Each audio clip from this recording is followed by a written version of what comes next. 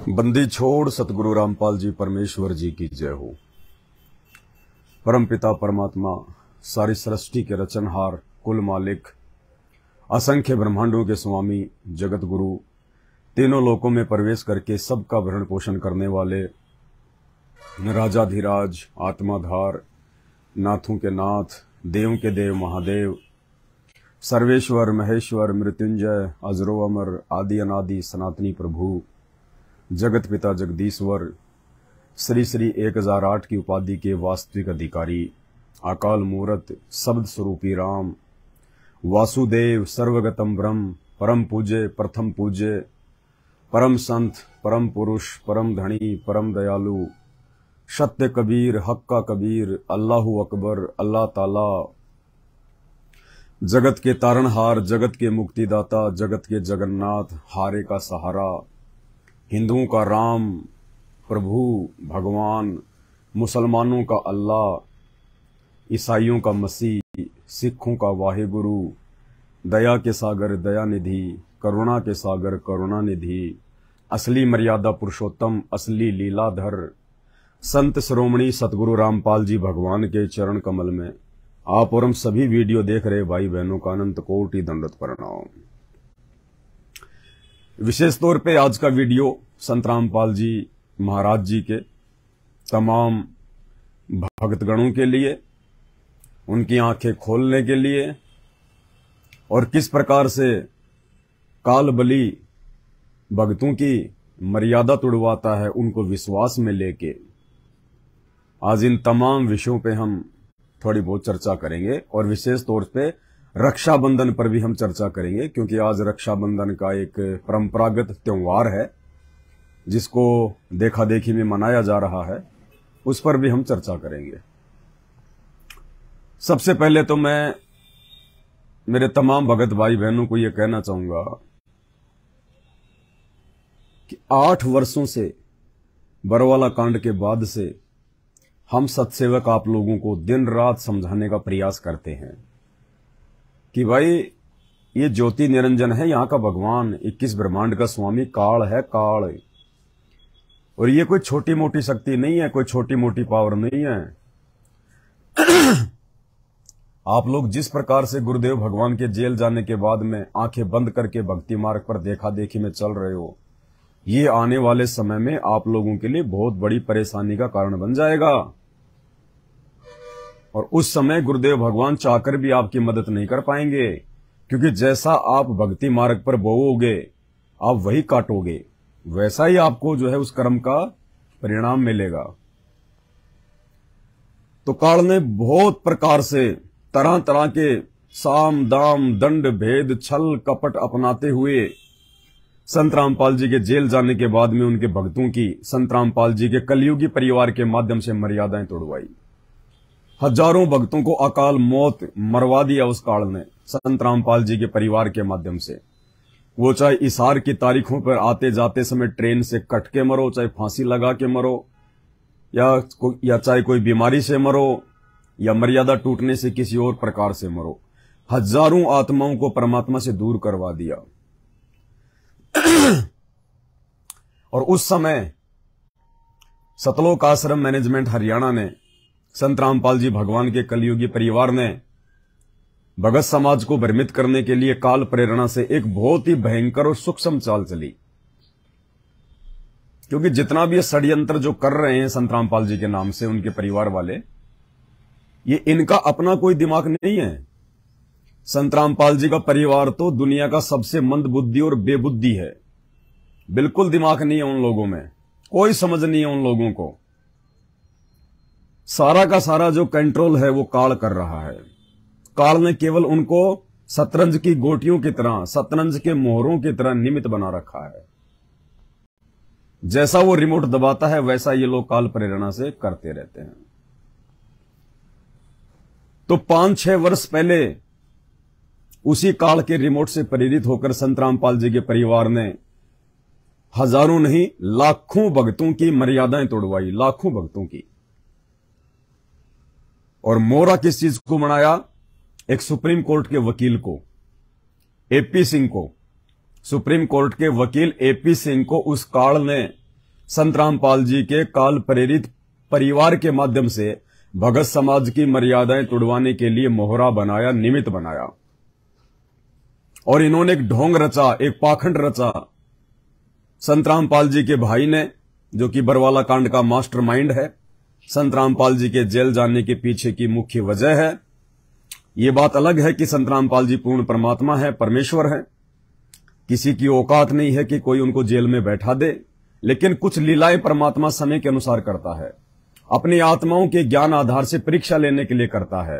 अपने परिवार की, अपने वंश की, जो इस काललोक के अनुसार जो परिवार वो बनाते हैं, जो उनके बेटा बेटी, भाई बंधु, रिश्तेदार होते हैं, उनके पाखंड की, उनके अज्ञान की जड़ें अपने भक्तों तक पहुंचाने के लिए कुछ लीलाएं परमात्मा खेलते हैं। क्योंकि संत रामपाल जी का भक्ति मार्ग पूरी दुनिया में चलेगा और 1000 वर्ष तक चलेगा, निर्बाध रूप से चलेगा। उस भक्ति मार्ग में किसी प्रकार का कोई रोड़ा ना हो, कोई रुकावट ना हो, क्योंकि भक्ति मार्ग में सबसे बड़ा रोड़ा ये परिवारवाद होता है, वंशवाद होता है। परिवार वाले ठेकेदार बन जाते हैं कि ये तो हमारा भगवान है, ये तो हमारा गुरु है, और जैसा हम कहेंगे भगत समाज ने वैसा ही करना पड़ेगा, क्योंकि हमने संत रामपाल जी महाराज जी का पेटेंट करवा लिया है। संत रामपाल जी कोई जगत गुरु नहीं है, संत रामपाल जी तो हमारे घर के गुरु हैं, घर के गुरु। तो ये परिवार वाले ऐसा सोच बैठते हैं अपनी छोटी सोच और काल प्रेरणा से। अब संत रामपाल जी तो परमात्मा है, वो तो सबके माता पिता हैं, सबके जनक हैं, सबके परमेश्वर हैं, जगत गुरु हैं, और उनको अच्छे से पता है क्योंकि वे अंतर्यामी हैं। और चारों युगों का इतिहास भी इस बात का गवाह है। 650 साल पहले जब कबीर जी आए तो काल ने कमाल को उन्हीं के पास में भेज दिया, भक्ति मार्ग को अवरुद्ध कराने के लिए।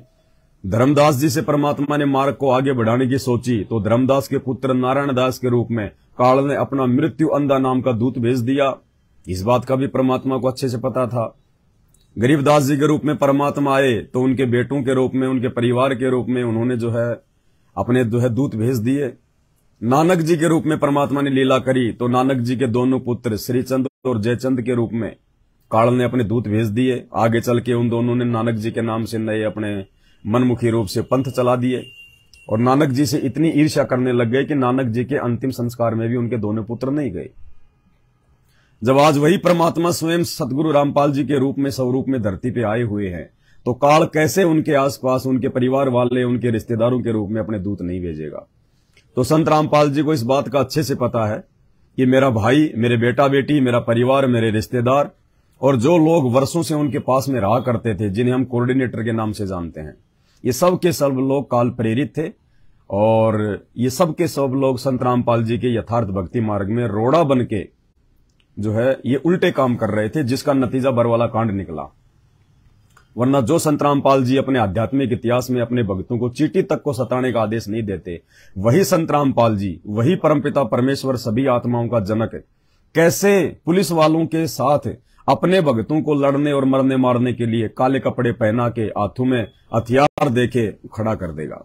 ये सोचने की बात है, विचारणीय विषय है। तो सारा का सारा खेल यहाँ पे ये काल खेलता है, और काल स्वयं प्रकट नहीं होता है।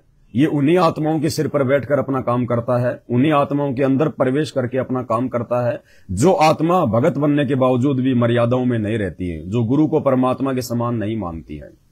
तो संत रामपाल जी के परिवार के माध्यम से उस काल ने बरवाला कांड करवाया। सारा का सारा ये षड्यंत्र उन्होंने रचा, और लगातार पिछले 8-9 वर्षों से उनका परिवार भगत समाज की मर्यादाओं को खंडित करवाने के लिए षड्यंत्र पर षड्यंत्र, षड्यंत्र पर षड्यंत्र रचता जा रहा है। आज भी ये लोग अपनी हरकतों से बाज नहीं आ रहे। तो आज से 5-6 वर्ष पहले ऐसा एक भयंकर षड्यंत्र उस काल बली ने संत रामपाल जी के भाई महेंद्र को निमित्त बनाकर रचा, और वो षड्यंत्र का नाम था एपी सिंह। जी हां, सुप्रीम कोर्ट का वकील एपी सिंह, जिसको हम सत्सेवकों ने कई बार टीवी चैनलों पर बरवाला कांड को लेके, संत रामपाल जी के मुकदमों को लेके डिबेट के लिए आमंत्रित किया। सरेआम पैम्पलेट बनाए, पोस्टर बनाए, ऑडियो बनाई, वीडियो बनाई, लेकिन सुप्रीम कोर्ट के वकील एपी सिंह के कान पर जूं तक नहीं रहेंगी, क्योंकि एपी सिंह को अच्छे से पता था कि बरवाला कांड के ऊपर तो सत्सेवकों से जीत नहीं पाएगा। डिबेट में मुंह की खानी पड़ेगी, और थोड़ी बहुत जो ये मान बढ़ाई, जो ये झूठी पब्लिसिटी जो घूम फिर के इकट्ठा वो कर रहा है, उसको नीची गर्दन करनी पड़ेगी टीवी चैनल पर कि हां, सुप्रीम कोर्ट के वकील एपी सिंह ने संत रामपाल जी के नाम पर केवल अपना धंधा किया है, और सुप्रीम कोर्ट के वकील एपी सिंह ने संत रामपाल जी के भाई की गुलामी की है। उन्होंने संत रामपाल जी के मुकदमे नहीं लड़े, बल्कि संत रामपाल जी के मुकदमों की आड़ में संगत के दान धर्म पर उन्होंने संत रामपाल जी के भाई की चापलूसी की, उनकी गुलामी की। और जैसा संत रामपाल जी के भाई ने उनको मोटी फीस देते हुए कहा कोर्ट में खड़ा होकर बोलने के लिए, वैसा ही उन्होंने किया। और सबसे बड़ा षड्यंत्र उस वकील के माध्यम से संत रामपाल जी के भाई ने क्या रचा। संत रामपाल जी के भाई ने एपी सिंह को नाम दीक्षा दिलवा दी, यानी संत रामपाल जी का चेला बना दिया, संत रामपाल जी का भगत बना दिया।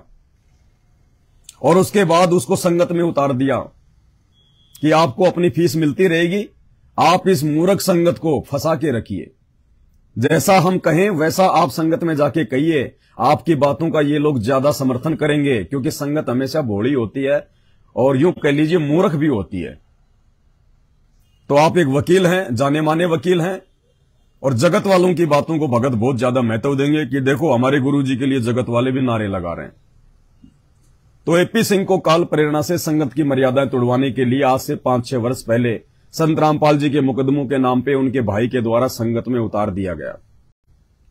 और आपको अच्छे से पता है, जमकर एपी सिंह वकील ने संत रामपाल जी के भक्तों की ऐसी तैसी करवाई, उनकी मर्यादाएं तोड़वाई, हर प्रकार के कुकर्म उनसे करवाए, राजनीति जैसे महाघटिया कर्म भी उस वकील के माध्यम से संत रामपाल जी के भाई ने संगत से करवाए।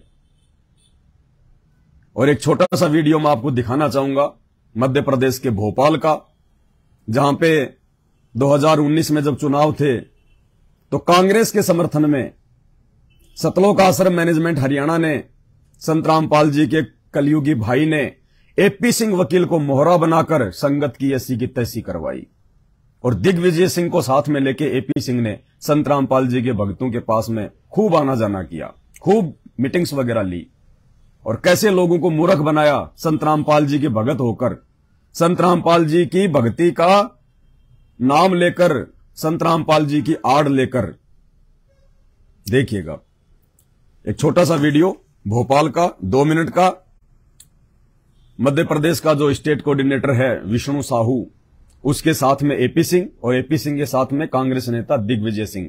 और कैसे वोटों के लिए, जबकि राजनीति के लिए संत रामपाल जी ने स्पष्ट तौर पर अपने भक्तों को मना किया हुआ है कि हमने बिल्कुल भी राजनीति नहीं करनी है, हमने देखा देखी में किसी के कहने पे वोट वगैरह नहीं डालना है।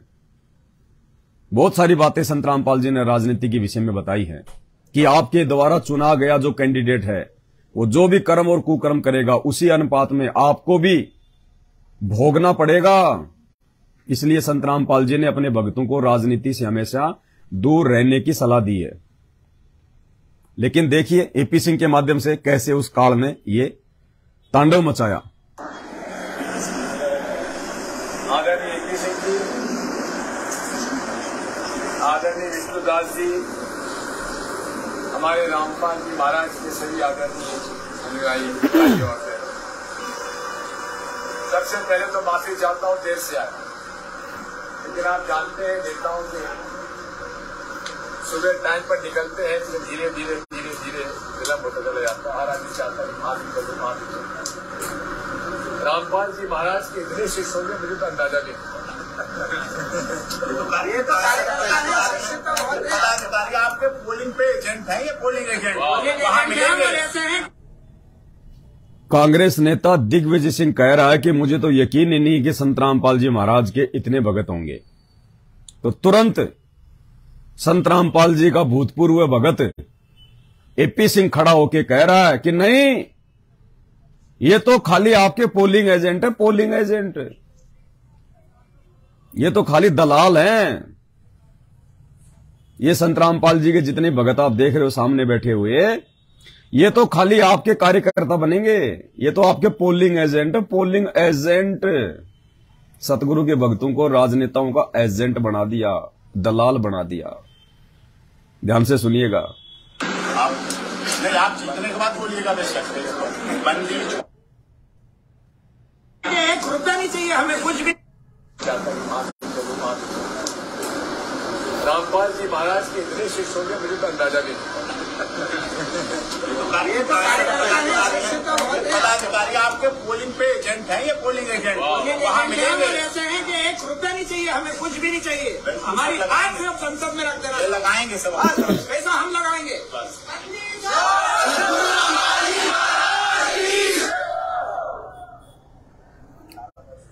इस प्रकार से कालबली ने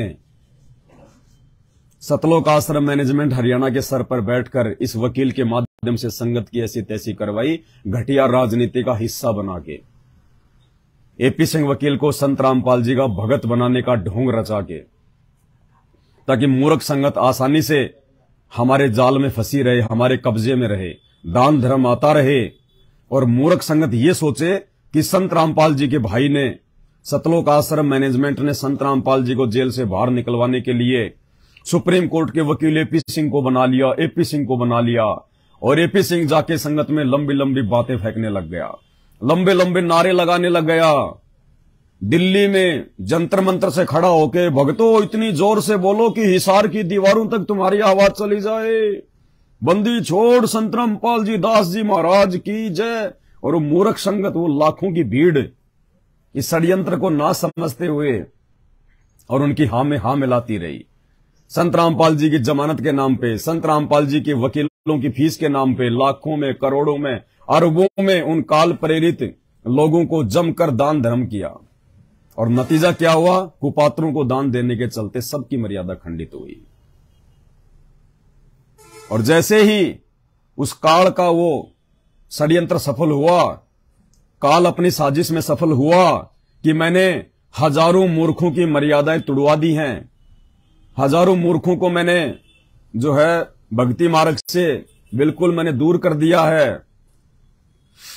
और उसके बाद संत रामपाल जी के भाई ने एपी सिंह को ऐसे बाहर निकाल के फेंक दिया जैसे दूध से मरी हुई मक्खी को कोई निकाल के फेंक देता है कि एपी सिंह अब तू हमारे किसी काम का नहीं है। हमने जो दान धर्म लोगों से संत रामपाल जी की जमानत के नाम पे तेरे को मोहरा बना के लूटना था, वो हमने लूट लिया। और हमारा जो मकसद था कि संत रामपाल जी सदा सदा के लिए जेल में फिट हो जाएं, उनके ऊपर उम्र कैद की सजा हो जाए या उनको फांसी हो जाए, तो हमारा जो मकसद था संत रामपाल जी की आड़ में ये धार्मिक धंधा करने के लिए कि संत रामपाल जी कभी जेल से बाहर ना आए, उनको डबल डबल उम्र कैद की सजा हो चुकी है क्योंकि इन वकीलों ने ढंग से कोर्टों में वो पैरवी नहीं की, क्योंकि फीस इन वकीलों को संत रामपाल जी हिसार जेल में बैठ के नहीं बल्कि संत रामपाल जी का भाई दिया करता था।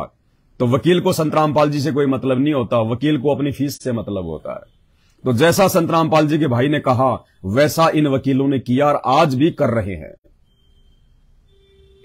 और जैसे ही सतलोक आश्रम मैनेजमेंट हरियाणा का वो परियोजन सफल हुआ, कोर्ट के द्वारा संत रामपाल जी को आजीवन उम्र कैद की सजा सुनाई गई डबल डबल, उसी दिन संत रामपाल जी के भाई ने एपी सिंह को मरी हुई मक्खी की तरह निकाल के बाहर फेंक दिया। और अब देखिए वो एपी सिंह वकील जिसको तुम अपना भगत भाई समझ के, जिसके साथ ताल से ताल मिला के तुम जयकारे लगाया करते थे और तुम ये बहुत बड़ी एक उम्मीद लगा बैठे थे कि एपी सिंह वकील आ गया, अब तो संत रामपाल जी को जेल से बाहर निकालने में बिल्कुल सफल हो जाएंगे। ये तुम्हारी मूर्खता, ये अज्ञानता, काल तुम्हें ठग रहा था और तुम ठगे जा रहे थे। अब देखिए वो एपी सिंह वकील, आपका गुरु भाई, संत रामपाल जी का चेला, संत रामपाल जी का भगत, उस समय भी खाली संत रामपाल जी का भगत ही पब्लिसिटी के लिए बना था, अपनी टीआरपी के लिए बना था, मान बढ़ाई के लिए बना था, मोटी फीस के लिए बना था। और तुम्हारा वो भगत भाई, आज रक्षाबंधन का त्योहार है और संत रामपाल जी ने अपने भक्तों को रक्षाबंधन बनाने के लिए बिल्कुल मना कर रखा है। ये आप सबको अच्छे से पता है, जितने भी आप उनके फॉलोवर हैं। तो ये तुम्हारा भगत भाई क्या कर रहा है? अरे एपी सिंह वकील, तुम्हारा भगत भाई ये क्या कर रहा है? पाकिस्तान से जो लड़की आई हुई है, सीमा हैदर, दिल्ली के नोएडा में रहती है, अरे उसके घर पे पहुंच गया, उसका भाई बन गया, राखी बंधवाने के लिए गया है।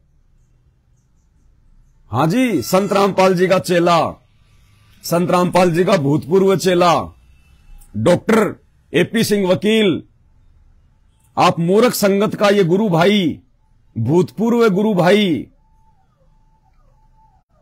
उस सीमा हैदर के घर पे राखी बंधवाने गया, मिठाई लेके गया है, तिलक लगवा रखा है, राखी बंधवाई है, और रक्षाबंधन को लेके क्या स्टेटमेंट दे रहा है तुम्हारे गुरुजी के ज्ञान की धज्जियां उड़ाते हुए। ये तुम्हारा गुरु भाई एपी सिंह वकील, जिन्होंने हजारों भक्तों की मर्यादा और भक्ति की ऐसी तैसी करवा दी, सैकड़ों लोगों को मौत के घाट उतरवा दिया उनकी मर्यादाएं तोड़वा के। और उस समय हम लोग चीख रहे थे, चिल्ला रहे थे कि रे मूर्ख संगत जाग जाओ, ये काल का षड्यंत्र है, ये कोई वकील फकील नहीं है। इन वकीलों को केवल अपनी फीस से मतलब है, केवल अपनी मान बढ़ाई और पब्लिसिटी से मतलब है। भाड़ में जाए संत रामपाल जी, भाड़ में जाए संत रामपाल जी की संगत है। ये वकील हैं, ये धंधे वाले लोग हैं, इनके अंदर कोई भावना नहीं होती, इनके अंदर कोई दया भाव नहीं होता, इनके अंदर कोई सहानुभूति नहीं होती। जिस प्रकार एक कौवा गधे की पीठ पे बैठकर और उसके जख्म को खाता रहता है, और वो केवल अपना पेट भरना जानता है, उसको उस जानवर की पीड़ा से कोई मतलब नहीं है। तो बहुत समझाया था आप लोगों को, लेकिन नहीं, आप लोगों ने तो अपनी ऐसी की तैसी करवानी थी, अपनी मर्यादाएं जो है तुड़वा के परमात्मा से दूर होना था। तो देखिए तुम्हारा वही भगत भाई एपी सिंह वकील आज 31 अगस्त 2023 को दिल्ली के नोएडा में बैठा है, पाकिस्तानी सीमा हैदर के घर पे मिठाई का डब्बा लेके गया है, राखी बंधवा रहा है टीआरपी के लिए, पब्लिसिटी के लिए, मान बढ़ाई के लिए, क्योंकि ऐसे लोग कभी भगत नहीं बन सकते। हां, तुम लोगों की भक्ति जरूर खंडित करवा सकते हैं, वो उसने करवा दी। तो देख लिए सतलोक आश्रम मैनेजमेंट हरियाणा और उनके पीछे जुड़ी हुई लाखों की अंध भक्तों की अंध संगत का गुरु भाई एपी सिंह वकील, सुप्रीम कोर्ट का वकील एपी सिंह वकील, संत रामपाल जी को छुड़वा लेगा, गुरु जी को छुड़वा लेगा, एपी सिंह आ गया। अरे वाह, सुनिए तुम्हारे भाई की स्टेटमेंट रक्षाबंधन को लेके। न्यूज इंडिया पर आपके साथ मैं मानव यादव और मेरे साथ आप जो तस्वीर आप देख रहे हैं उससे आप खुद ही समझ गए होंगे, क्योंकि राखी का त्योहार नजदीक है और एक साड़ी मेरे हाथ में है, बच्चों के कपड़े हैं, और तस्वीर में आपको एपी सिंह साहब जो सीमा सचिन के वकील हैं खुद यहाँ पर बैठे हुए। न्यूज इंडिया पर आपके साथ मैं मानव यादव और मेरे साथ आप जो तस्वीर आप देख रहे हैं उससे आप खुद ही समझ गए होंगे, क्योंकि राखी का त्योहार नजदीक है और एक साड़ी मेरे हाथ में है, बच्चों के कपड़े हैं, और तस्वीर में आपको एपी सिंह साहब जो सीमा सचिन के वकील हैं खुद यहाँ पर बैठे हुए मौजूद। तोहफा लेके आए आप सीमा के लिए, राखी बांधी है। राखी बांधी है, बिल्कुल राखी बांधी। हमारे यहाँ राखी का बंधन ये सिर्फ कच्चा धागा नहीं है, ये प्यार है। ये प्यार की रीति रिवाज, पद्धति, संस्कृति, हमारी मान मर्यादा, सारी कुछ, हमारी इज्जत सम्मान की परवाह मेरी बहन को रहती है, और बहन के सारे दुखों की चिंता भाई को रहती है। ऐसी हमारी सामाजिक परंपरा है, ऐसी सनातन धर्म की पद्धति और रीति रिवाज है, इसीलिए हम इसको निभाएंगे। अभी तक आप सीमा सचिन के वकील के रूप में काम कर रहे थे, लेकिन अब आप भाई बन गए सीमा के हाथ से। आज से भाई हूँ, पक्का भाई हूँ। रक्षाबंधन का त्योहार पूरे जीवन भर, राखी बंधन का त्योहार पूरे जीवन भर की शपथ है कि इसके सारे दुख। आज से सीमा का भाई हूं और पक्का भाई हूं। ऐसा ही एक समय ये संत रामपाल जी के लिए कहा करता था कि संत रामपाल जी का चेला हूं और पक्का चेला हूं।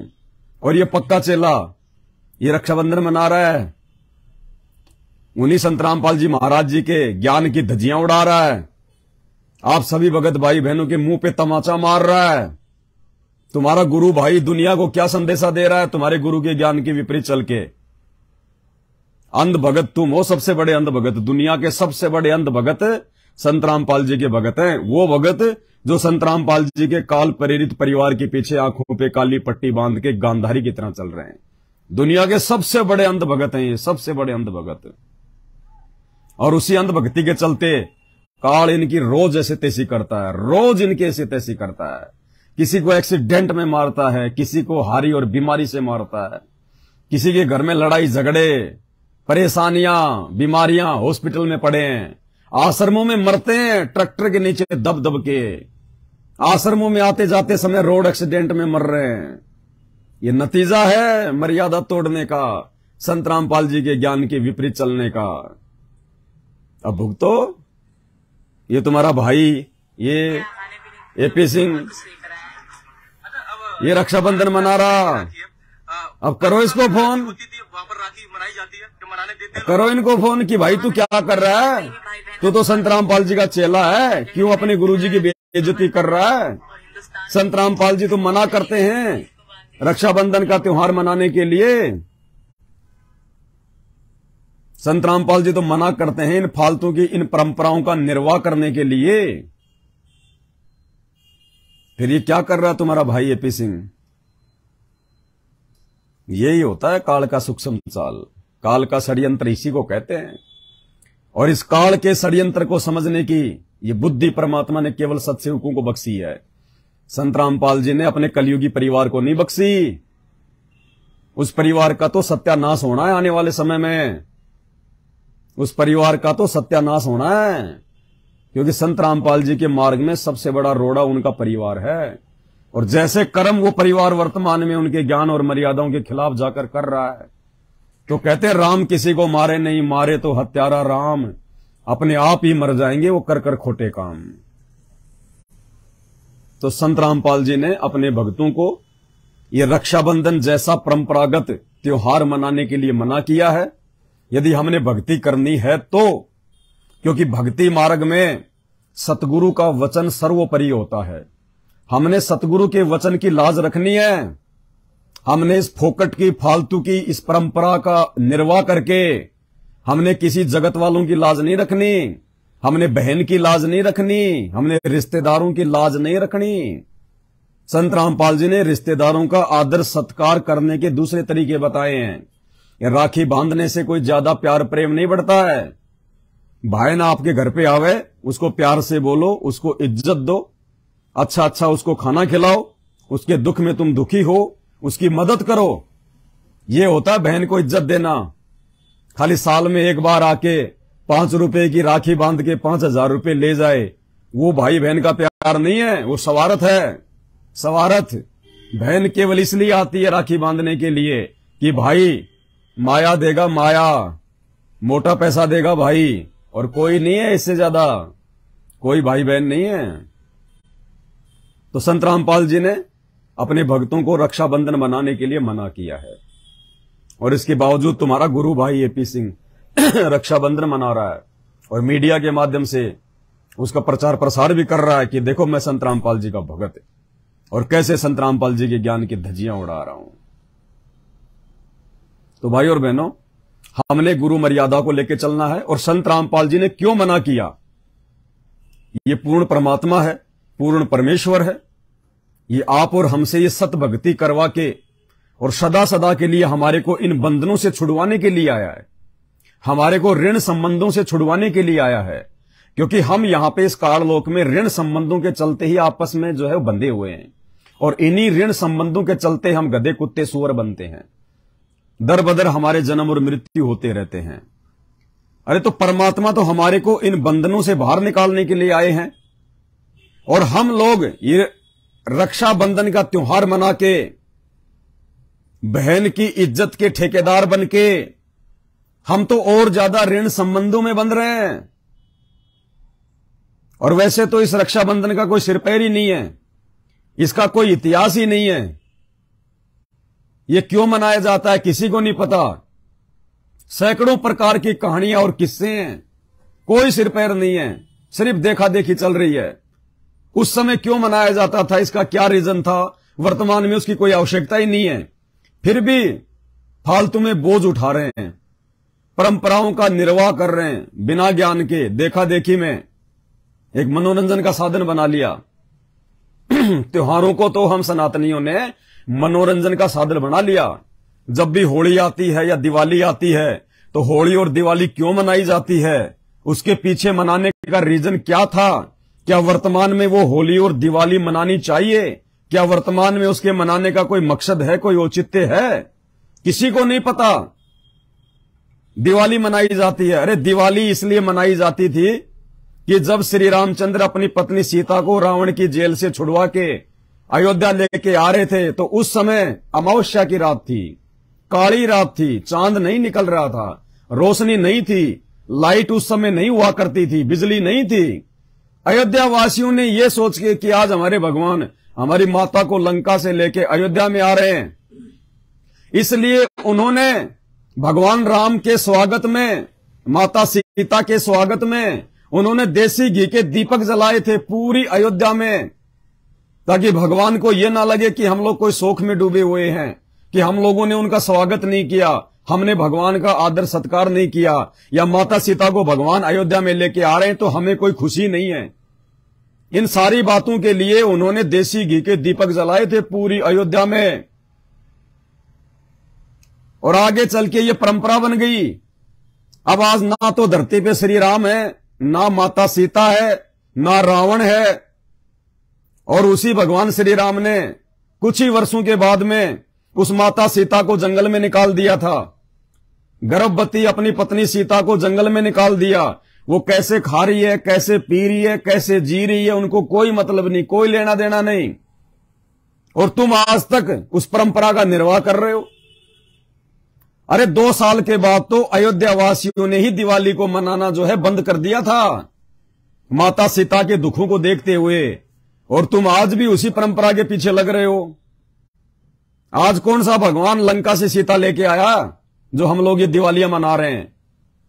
लेकिन सिर्फ देखा देखी, आध्यात्मिक ज्ञान की कमी के चलते, जागरूकता की कमी के चलते, और आज ये जो त्योहार हैं, जितने भी ये फेस्टिवल हैं, होली, दिवाली, मकर संक्रांति, ये क्या है? ये सब के सब मनोरंजन के अड्डे बन गए। डीजे लाएंगे, दारू के ठेके से शराब लेके आएंगे, बियर लेके आएंगे, पिएंगे, यार दोस्तों को पिलाएंगे। अरे पहले जब ये त्योहार मनाए जाते थे, आपस में लोग प्यार प्रेम से मिलते थे, एक दूसरे के दुख में दुखी, सुख में सुखी हुआ करते थे, लोगों में प्यार था, मेल मिलाप था। और आज त्योहार की रात्रि को डीजे बजते हैं, दारू की बोतलों के ढक्कन खुलते हैं, रंजिशें निकाली जाती हैं, लड़ाई झगड़े होते हैं, और ऊपर से ये पटाखे, बारूद, फुलझड़ियां। अरे उस समय कहां थे पटाखे भाई? जब रामचंद्र जी, जब सीता मां को अयोध्या लेके आए थे, उस समय लोगों ने कौन से जो है वो सूतली बम फोड़े थे? कौन से रॉकेट चलाए थे लोगों ने? लेकिन आज इन त्योहारों के नाम पे जो है वायु प्रदूषण, दुनिया भर का ये पोल्यूशन, तरह तरह की बीमारियों को जो है अंजाम दे रहे हैं। इतना सारा ये कचरा कर देते हैं, देश का इतना पैसा बर्बाद कर देते हैं। किसी का हाथ जल गया, किसी का मुंह जल गया, कोई छत से गिर गया, किसी का क्या हो गया, दूसरे दिन फिर आप जी अखबारों में देखते हो। तो सिर्फ देखा देखी में पीछे का जो इतिहास था वो किसी को नहीं पता। फिर कहते हैं हम हिंदू हैं, हम सनातनी हैं, हमारी संस्कृति बहुत पुरानी है, बहुत प्राचीन है। अरे संस्कृति तो पुरानी और प्राचीन है, लेकिन वो संस्कृति क्यों है, क्यों जानी जाती है, क्यों मानी जाती है? जिस समय ये दिवाली मनानी शुरू हुई थी, उस समय कोई दारू की बोतल के ढक्कन नहीं खुलते थे। उस समय ये बारूद के ढेर जो है ये आग के हवाले नहीं किए जाते थे, पोल्यूशन नहीं किया जाता था। और आज उस दिवाली को मनाने का कोई औचित्य नहीं है, कोई मतलब ही नहीं है। जिनके लिए दिवाली मनाई गई थी वो आज इस धरती पे नहीं है, सिर्फ परंपरा का निर्वाह कर रहे हैं, देखा देखी में चल रहे हैं। तो इसी प्रकार भाई और बहनों, ये रक्षाबंधन का त्योहार, और इसलिए सतगुरुदेव भगवान हमारे को मना करते हैं कि बच्चों, मन कर धीर बांध ले रे बोरे, छोड़ देना पछलियों की रीत, सतगुरु तारेंगे। ये हमसे पहले हमारे जो पूर्वज थे, जो बुजुर्ग थे, ये उनके द्वारा परंपरा के तहत एक ही रीत चलती आ रही है, और हमने उस पुरानी परंपरा को, उन रीति रिवाजों को, जिनका वर्तमान समय में कोई महत्व नहीं है, कोई फायदा नहीं है, हमारे जीवन में उनका कोई मतलब कोई बेनिफिट ही नहीं है, अब हमने उन परंपराओं को त्यागना पड़ेगा, हमने उन परंपराओं को छोड़ना पड़ेगा, जब हमें आध्यात्मिक ज्ञान हो जाता है। अभी क्यों मनाया जाता है? लोगों को इतिहास का नहीं पता, बस एक बात जानते हैं कि बहन अपने भाई के कलाई पे रक्षा सूत्र बांधती है, राखी बांधती है, और भाई उसको उसकी रक्षा का वचन देता है कि बहन, जब तक मैं हूं, तेरे ऊपर कोई भी दिक्कत, कोई भी समस्या आएगी, तेरा भाई जी जान लगा देगा। यानी ये मकसद से, ये सोचकर ये रक्षाबंधन का त्योहार मनाया जाता है कि भाई अपनी बहन की रक्षा करेगा। ठीक है जी।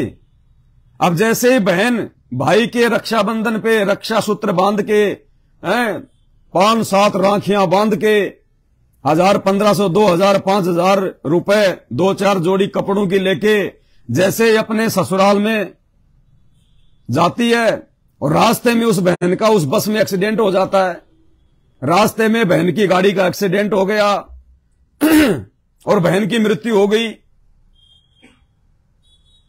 अब भाई ने क्या रक्षा कर ली अपनी बहन की? अरे राखी बंधवा के बहन की रक्षा का वादा करने वाला, बहन का रक्षक बनने वाला भाई, क्या उस बहन को बस के एक्सीडेंट में वो बचा सकता है? क्या उस भाई की इतनी औकात है, चाहे वो देश का प्रधानमंत्री क्यों ना हो? क्या उस समय उस बस एक्सीडेंट में वो भाई अपनी बहन को बचा सकता है? तो काहे का रक्षक? क्यों फोकट में फिर ड्रामेबाजी? क्यों फोकट में वादे और इरादे? जब तुम रक्षा करने में समर्थ ही नहीं हो और वो भाई खुद अपनी रक्षा नहीं कर सकता, बहन से सुबह सुबह राखी बंधवा के बहन को 1500 रुपए दे के भाई मोटरसाइकिल उठा के अपने दोस्तों से मिलने जा रहा है या अपने किसी काम से जा रहा है, रास्ते में उसकी मोटरसाइकिल को किसी ट्रक वाले ने ठोक दी और भाई के वहां पे प्राण पखेरु उड़ गए। अब वो भाई खुद अपनी रक्षा नहीं कर पाया, वो बहन की रक्षा क्या खाक करेगा? तो सिर्फ दिखावा, ढोंग, पाखंड, एक परंपरा चल रही है बिना आध्यात्मिक ज्ञान के। पहले हम भी इन्हीं पाखंड में थे, हम भी इन्हीं परंपराओं का निर्वाह कर रहे थे, लेकिन ये हमारा परम सौभाग्य कि सतगुरुदेव भगवान सतगुरु रामपाल जी ने आके हमें आध्यात्मिक ज्ञान से रूबरू करा, परिचित करवाया। और इसके अलावा दुनिया भर की कथाएं इसके साथ में जुड़ी हुई हैं, कोई सिर पैर नहीं। कोई महाभारत को लेकर कहता है कि जब श्री कृष्ण जी ने शिशुपाल का वध किया सुदर्शन चक्कर से, तो सुदर्शन चक्कर से उनकी जो उंगली थी उस पे चोट आ गई और खून बहने लग गया। उसके बाद में द्रौपदी ने अपनी साड़ी का पल्लू फाड़ के और उनकी उंगली के बांधी और श्री कृष्ण जी ने उनको आशीर्वाद दिया कि बहन, जैसे आज तूने मेरी रक्षा करी है, जैसे आज तूने अपने भाई को ये साड़ी का ये टुकड़ा बांधा है, बहन एक समय मैं भी तेरी रक्षा करूंगा। बताओ, कोई सिर नहीं, कोई पैर नहीं इस कहानी का। अरे श्री कृष्ण जी अर्थात विष्णु भगवान का सुदर्शन चक्कर, अरे तो 24 घंटे उनकी उंगली में घूमता ही रहता है। उस दिन क्या हो गया था जब वो शिशुपाल को मारने गया था? वो सुदर्शन चक्कर नाराज हो गया था क्या? या सुदर्शन चक्कर को जो है कोई मतलब कोई दिक्कत हो गई थी, या उसके बैरिंग में कोई प्रॉब्लम हो गई थी जो उसने श्री कृष्ण जी की उंगली फोड़ दी? अरे वो तो खाली एक दिखावट के लिए रखते हैं, वो उंगली से टच होके थोड़ी चलता है। श्री कृष्ण जी की उंगली में कोई बैरिंग थोड़ी लग रहे थे जो घुमाने के काम आता था, जिससे उनको चोट लग गई। कोई सिर पैर नहीं इन कहानियों का, इन कथाओं का। कहते हैं उसके बाद में फिर ये रक्षाबंधन की परंपरा शुरू हो गई। वाह भाई वाह। फिर कोई कहता है कि एक बार देवताओं का राक्षसों का युद्ध हो रहा था, इंद्र भी उसमें लड़ाई लड़ रहा था देवासुर संग्राम में, और जो राक्षस थे वो इंद्र के ऊपर भारी पड़ गए। तो इंद्र ने भागकर अपने गुरु बृहस्पति की शरण ली और कहा कि भगवान हमारी रक्षा करो गुरुदेव, राक्षस तो हम पे भारी पड़ रहे हैं। तो देवताओं के राजा बृहस्पति ने इंद्र की पटरानी सची को बुलाया, यानी इंद्र की औरत को बुलाया और कहा कि बेटी, ये मंत्र जाप करते हुए तू अपने पति को ये रक्षा सूत्र बांध दे और तेरा पति युद्ध में विजय हो जाएगा। तो इंद्र की पटरानी ने वो मंत्र बोलते हुए इंद्र की कलाई पे धागा बांध दिया और कहते हैं उसके बाद उस रक्षा सूत्र के कारण इंद्र देवासुर संग्राम में विजय हो गया और उसके बाद से ये रक्षाबंधन की परंपरा शुरू हो गई। वाह भाई वाह। कोई कह रहा एक बार राजा बलि ने भगवान विष्णु की तपस्या करके उनको प्रसन्न कर लिया और उनसे वरदान प्राप्त कर लिया कि आज से आप मेरे साथ में रहोगे। तो वचन में बंधे हुए भगवान विष्णु बलि के साथ में रहने लग गए। अब उधर माता लक्ष्मी को चिंता होगी कि मेरा पति तो मेरे साथ में रहता ही नहीं। तो माता लक्ष्मी ने नीचे आके बलि राजा को रक्षा सूत्र बांधा और उसके उपहार में, उसके बदले में उसने अपना पति मांग लिया कि मेरा विष्णु मुझे वापस दे दे। उसके बाद से रक्षाबंधन का त्योहार शुरू हो गया। तो कोई कहता है कि राजस्थान के मेवाड़ क्षेत्र की रानी कर्णावती, चित्तौड़गढ़ की रानी कर्णावती, उसके राज्य पे मुगल बादशाह बहादुर शाह ने जो है वो चढ़ाई कर दी। अब रानी कर्णावती ने अपनी सहायता के लिए दिल्ली के सम्राट मुगल बादशाह हुमायूं के पास में राखी भेजी कि आप मेरी रक्षा करो बहादुर शाह से। तो हुमायूं ने आके और बहादुर शाह से मेवाड़ की रक्षा की। उसके बाद से रक्षाबंधन का त्योहार शुरू हो गया। अरे कोई सिर पैर है? कोई एक कहानी है? कोई सैकड़ों मिल जाएंगे आपको, गूगल पे जाके सर्च कर लेना, भर रखा लोगों ने। कोई सिर पैर नहीं। इसलिए सतगुरु रामपाल जी भगवान कहते हैं, मन कर धीर बांध ले रे बोरे, कि हे मूर्ख प्राणी, इस ज्ञान को आधार बना के थोड़ी सी दृढ़ता लेके अपने अंदर थोड़ी हिम्मत कर और छोड़ देना पछलियों की रीत।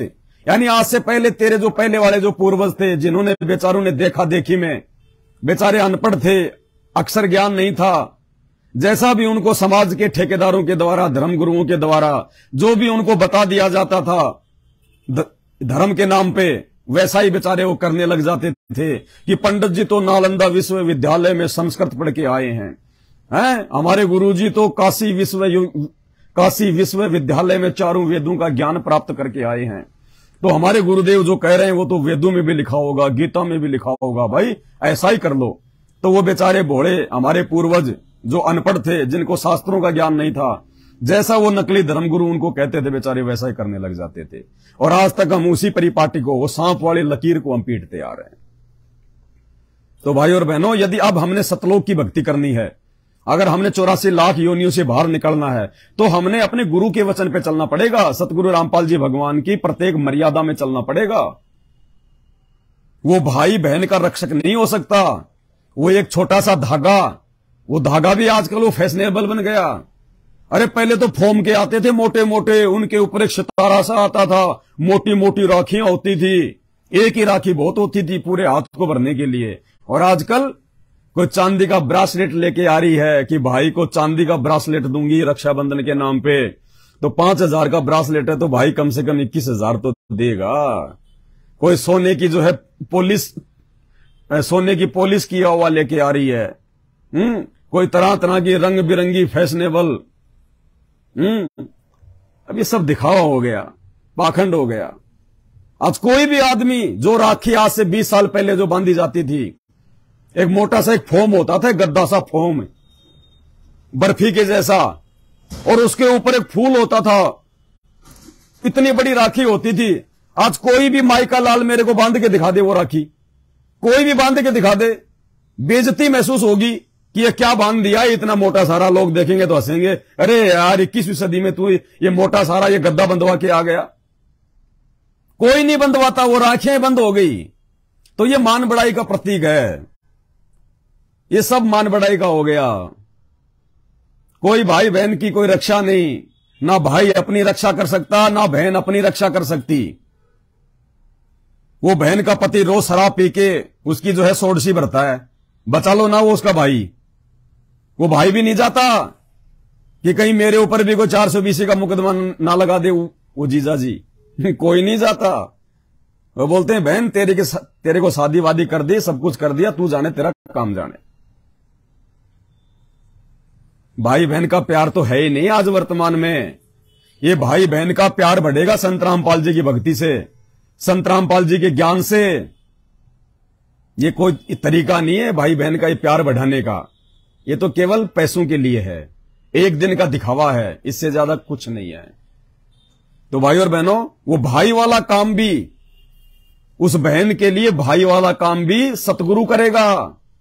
परमात्मा कर सकता है वो रक्षा, वो भाई रक्षा नहीं कर सकता। वो रक्षा भी सतगुरु कर सकता है, परमात्मा कर सकता है। उनको चाहे परमात्मा कहो चाहे सतगुरु कहो, और वो सतगुरु वो परमात्मा आज धरती पे संत रामपाल जी हैं। संत रामपाल जी जो रक्षा संत रामपाल जी कर देगा, वो रक्षा यहां का भाई तो लाख जन्म भी नहीं कर सकता। और इसीलिए कहते हैं तमेव माता च पिता तमेव, तमेव बंधु च सखा तमेव। एक भाई की भूमिका भी वो परमात्मा निभाता है, मां बाप की भूमिका भी परमात्मा निभाता है। तो उस परमात्मा से बढ़ के, सतगुरु से बढ़ के उस बहन की रक्षा, उस भाई की रक्षा और कोई नहीं कर सकता। अरे आपने अपने बच्चों को सुबह नहलाया, टिफिन पैक कर दिया, ड्रेस पहना दी, स्कूल की बस आई गेट के आगे, आपने बच्चे को स्कूल की बस में बैठा दिया और 2 किलोमीटर जाके फोन आता है कि साहब वो बच्चों वाली जो बस थी वो एक्सीडेंट हो गई और 5 बच्चे मर गए। बताइए, आप बचा लोगे अपने बच्चे को? उस एक्सीडेंट से आप अपने बच्चे को बचा सकते हो क्या? आप चाहे देश के प्रधानमंत्री क्यों ना हो, आप चाहे देश के राष्ट्रपति क्यों ना हो, क्या आप उस एक्सीडेंट में अपने बच्चे को बचा सकते हो? आप नहीं बचा सकते, क्योंकि आप एक जीव हैं, आप एक आत्मा हैं। वहां पे जो काम वो परमात्मा कर सकता है, जो भूमिका परमात्मा निभा सकता है, कोई नहीं निभा सकता। जिस समय द्रौपदी का चीरहरण किया जा रहा था, उसको नंगा किया जा रहा था, उसकी साड़ी उतारी जा रही थी, द्रौपदी के भाई कहां चले गए थे? अरे आजकल के भाई तो बहुत छोटी मोटी चीज है, दारू पी के पड़े रहते हैं कहीं पे।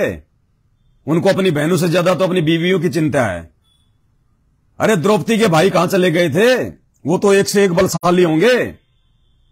उसी सभा में द्रौपदी के भाइयों से बढ़ के भीष्म पितामह बैठा हुआ था। भीष्म पितामह, महाबली कर्ण बैठा हुआ था, अंगराज कर्ण।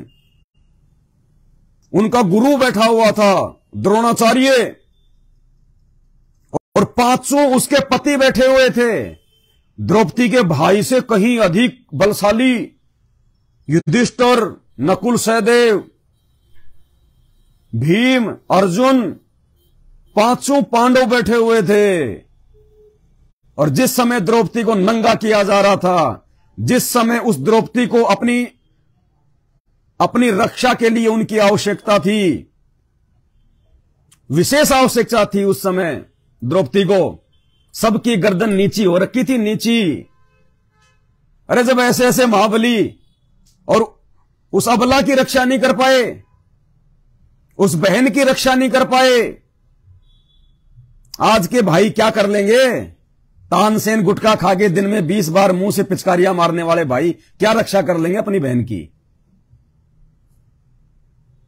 तो इन चीजों पे विचार करो। हमारा असली रक्षक, पूरी दुनिया का असली रक्षक, कोई भी आपदा हो, कोई भी परेशानी हो, कोई भी हारी और बीमारी हो, कोई भी संकट हो, भूत प्रेत का हो, कुछ भी हो, केवल सतगुरु रक्षा कर सकता है, सतगुरु। और कहते हैं साहिब से सब होता है, बंदे से कुछ नहीं। वो राई से पर्वत कर दे, फिर पर्वत से राई। सतगुरु जो कर सकता है वो यहां का राष्ट्रपति नहीं कर सकता, यहां का प्रधानमंत्री भी नहीं कर सकता। अरे यहां के राष्ट्रपति और प्रधानमंत्री खुद हेलीकॉप्टर में क्रैश होके मर जाते हैं। यहां के राष्ट्रपति प्रधानमंत्री कैंसर से मरते हैं, बीमारियों से मरते हैं, एक्सीडेंट में मर जाते हैं। राजीव गांधी की जैसे वहां पे श्रीलंका में उनकी हत्या कर दी गई थी। तो यहां के प्रधानमंत्री खुद अपनी रक्षा नहीं कर पाते, यहां के बड़े बड़े नेता अभिनेता अपनी रक्षा नहीं कर पाते, बहन की कहां से रक्षा कर देंगे? तीनों सेनाओं का अध्यक्ष विपिन रावत साल भर पहले दक्षिणी भारत में वहां पे जंगलों में उसका हेलीकॉप्टर जो है वो दुर्घटनाग्रस्त हुआ, और कहते हैं वो पानी पानी करता हुआ मर गया, पानी पानी करता हुआ। कोई पानी भी नसीब नहीं हुआ उसको। कहते हैं ना कि ऐसी मौत मरेगा तेरे को पानी भी नसीब नहीं होगा। वो मौत तीनों सेनाओं का अध्यक्ष, अरे उससे बड़ी सिक्योरिटी तो किसी की हो ही नहीं सकती। तीनों सेनाओं का अध्यक्ष, उससे बड़ा ताकतवर आदमी कौन होगा? तीनों सेनाएं जिसकी सिक्योरिटी में, और जब उसकी मृत्यु का दिन आया तो पानी भी पिलाने वाला नहीं मिला उसको वहां पे। तो बताइए असली रक्षक कौन है? भाई, सेनाएं, प्रधानमंत्री, राष्ट्रपति, या फिर सबका प्रधानमंत्री सबका राष्ट्रपति वो परमात्मा सतगुरु? सतगुरु ने रक्षा की थी मीरा की। जब मीरा को उसका देवर तलवार हाथ में लेके जहर का प्याला पिलाने के लिए खड़ा हो गया कि मीरा पी ये जहर का प्याला, वरना अभी इस तलवार से मैं तेरी ये गर्दन काट दूंगा। और मीरा ने वो जहर का प्याला पी लिया अपने परमात्मा का नाम लेके, सतगुरु रामपाल जी भगवान का नाम लेके।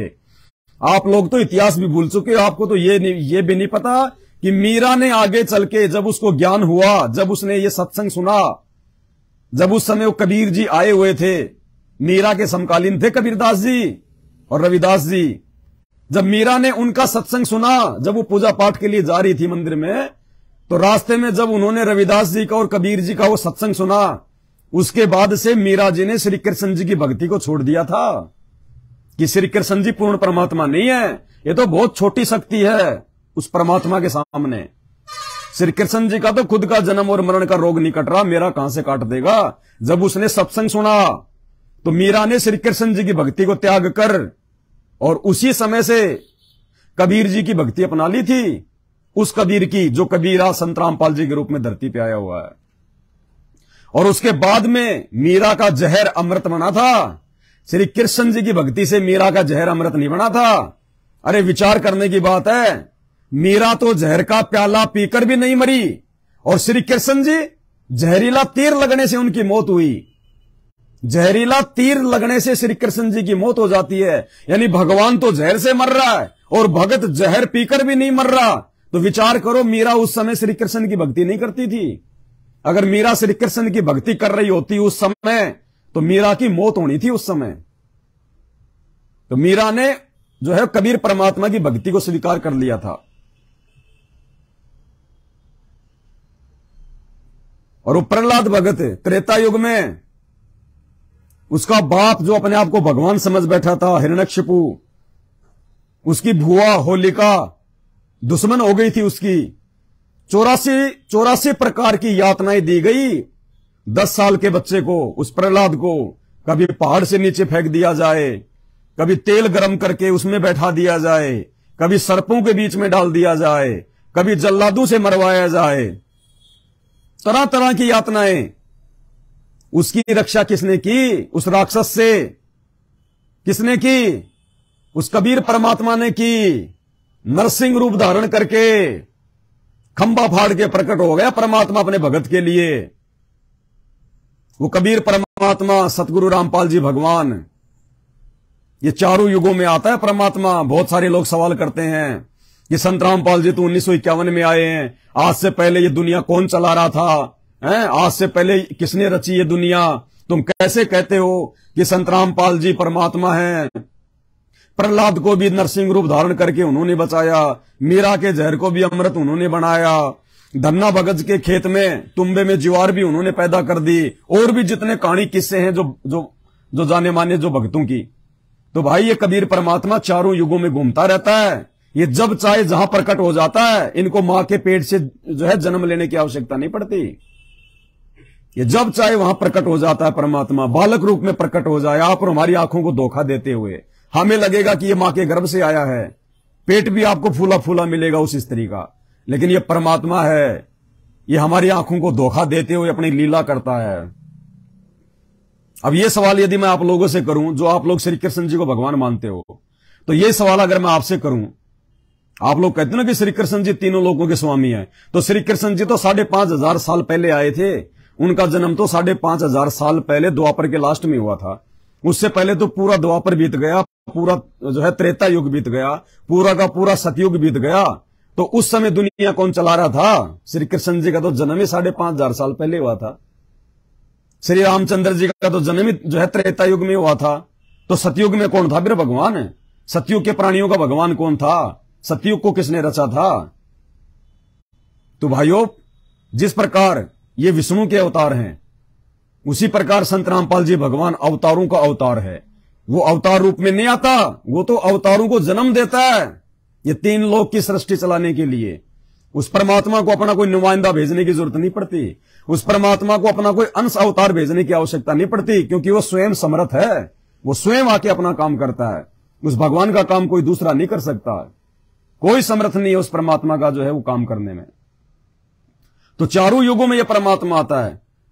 सतयुग में परमात्मा जो है सत सुकृत ऋषि के नाम से आए थे। त्रेता में यह परमात्मा मुनिंद्र ऋषि के नाम से आए थे, जिन्होंने हनुमान जी को अपना भगत बनाया था। आगे चल के हनुमान जी ने श्री राम की भक्ति छोड़ दी थी। हनुमान जी श्री राम का भगत नहीं था। श्री राम का भगत तो केवल उस समय तक था जब तक श्री राम सीता को लंका से लेके नहीं आ गए थे।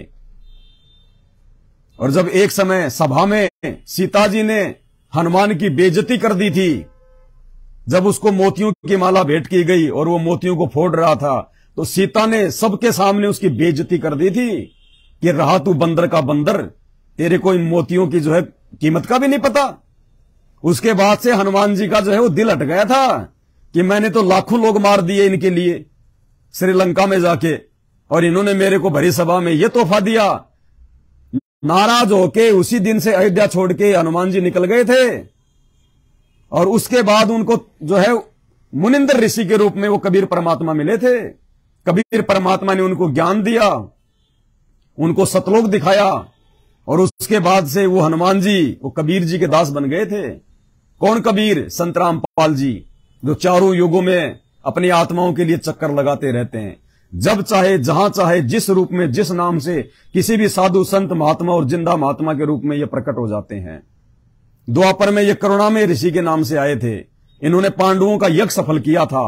महाभारत के युद्ध के बाद में युधिष्ठिर को बुरे बुरे जो है सपने आने लग गए। औरतें रो रही हैं, चिल्ला रही हैं कि हे दुष्ट राजा, तुझे क्या मिल गया?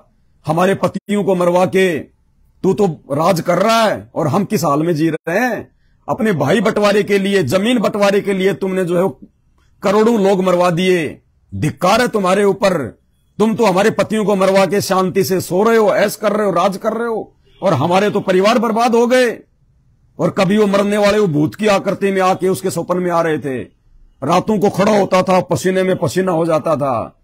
तो उनको किसी ने उपाय बताया कि तुम अश्वमेध यज्ञ करो, दुनिया के जितने भी लोग हैं, जितने भी प्राणी हैं, सबको बुलाओ, साधु संत महात्माओं को, सबको तुम भंडारा कराओ। उसके बाद तुम्हारे ये पाप कर्म हल्के होंगे। अब देखो ये भंडारे जो है ये क्यों करवाए जाते हैं, और क्यों संत रामपाल जी अपने भक्तों को इन देवी देवताओं के भंडारे में भोजन करने से मना करते हैं। इसलिए मना करते हैं ताकि हमारे ऊपर भार ना चढ़े। क्योंकि पांडवों ने वो भंडारा, वो अश्वमेध यज्ञ इसलिए किया था कि महाभारत के युद्ध में उन्होंने जितने भी वो पाप कमाए थे, अपने भाई बंटवारे के लिए, राजपाट के लिए, जमीन जायदाद के लिए उन्होंने जो युद्ध किया था, 18 करोड़ लोग मरे थे, वो पाप, वो भार उनके सिर पे रखा गया था। क्योंकि जितने भी सैनिक थे वो कौरवों की तरफ से और पांडवों की तरफ से जो है वो लड़े थे। तो युधिष्ठिर के ऊपर राजगद्दी प्राप्त होने के बाद में वो सबका भार रखा गया। पाप कर्म उसके सिर पे रख दिया उस काल ने कि बेटा ये तेरे लिए लड़े, ये तेरे लिए मरे, अब तू ही भोगेगा। तो श्री कृष्ण जी ने उसको सलाह दी कि युधिष्ठिर अश्वमेध यज्ञ कर, भंडारा कर, भंडारा, और जितने ज्यादा लोग तेरे भंडारे में खाना खा के जाएंगे वो तेरे हिस्से का पाप लेके जाएंगे। जितने लोग इस भंडारे में खाना खाएंगे ज्यादा से ज्यादा संख्या में, उतने तेरे पाप कटेंगे। क्योंकि तेरा जो भंडारा खाएगा वो तेरे पाप कर्म खा रहा है। वो भंडारा खा रहा है मतलब पाप कर्म खा रहा है। वो तेरे सिर का बोझ अपने सिर पे रख रहा है। अरे ये पद यात्रा पे लोग जाते हैं, पद यात्रा पे लोग जाते हैं और रास्ते में लोग टेंट लगा लगा के उनकी सेवा करते हैं, उनकी सेवा करते हैं, उनको फल खिलाते हैं, उनको भंडारा खिलाते हैं। क्यों? फ्री में कोई नहीं खिलाता, अपने स्वार्थ के लिए खिलाते हैं। कि जो व्यक्ति जो पद यात्रा में जा रहा है उस व्यक्ति को यदि कोई खाना खिलाएगा तो उस पद यात्री के जो पुण्य हैं, जो पुण्य प्राप्ति के लिए वो जा रहा है, वो पुण्य, वो आदमी, वो खाना खिलाने वाला आदमी बैठे बैठे खा रहा है। अरे वो तो मूर्ख आदमी पैदल पैदल पैदल पैदल पुण्य प्राप्त करने के लिए किसी मंदिर में जा रहा है, और वो आदमी अपने घर के आगे रोड पे टेंट लगा के उनको खाना खिला खिला के फ्री में उनके पुण्य खा रहा है कि दे दे कमाई मेरे को, दे दे तेरी, दे दे मेरे को कमाई। तो समझदार कौन? वो खाना खिलाने वाला या वो पैदल यात्रा करने वाला? इसलिए संत रामपाल जी मना करते हैं कि किसी के भंडारे में खाना नहीं खाना चाहिए। अगर तुमने किसी के भंडारे में खाना खा लिया तो तुम्हारी जो भक्ति है, तुम्हारे जो पुण्य हैं, वो खाना खिलाने वाले के पास में चले जाएंगे। और तूने यदि उसका भंडारा खा लिया तो उस भंडारा खिलाने वाले के जो पाप कर्म हैं वो तू ले लेता है। तो भाई ऐसी आफत हम क्यों मोल लें? हमें तो पाप कर्मों का सत्यानाश करना है। जब तक हम अपने पाप कर्म नहीं उतारेंगे तब तक ये काल हमारे को छोड़ेगा ही नहीं।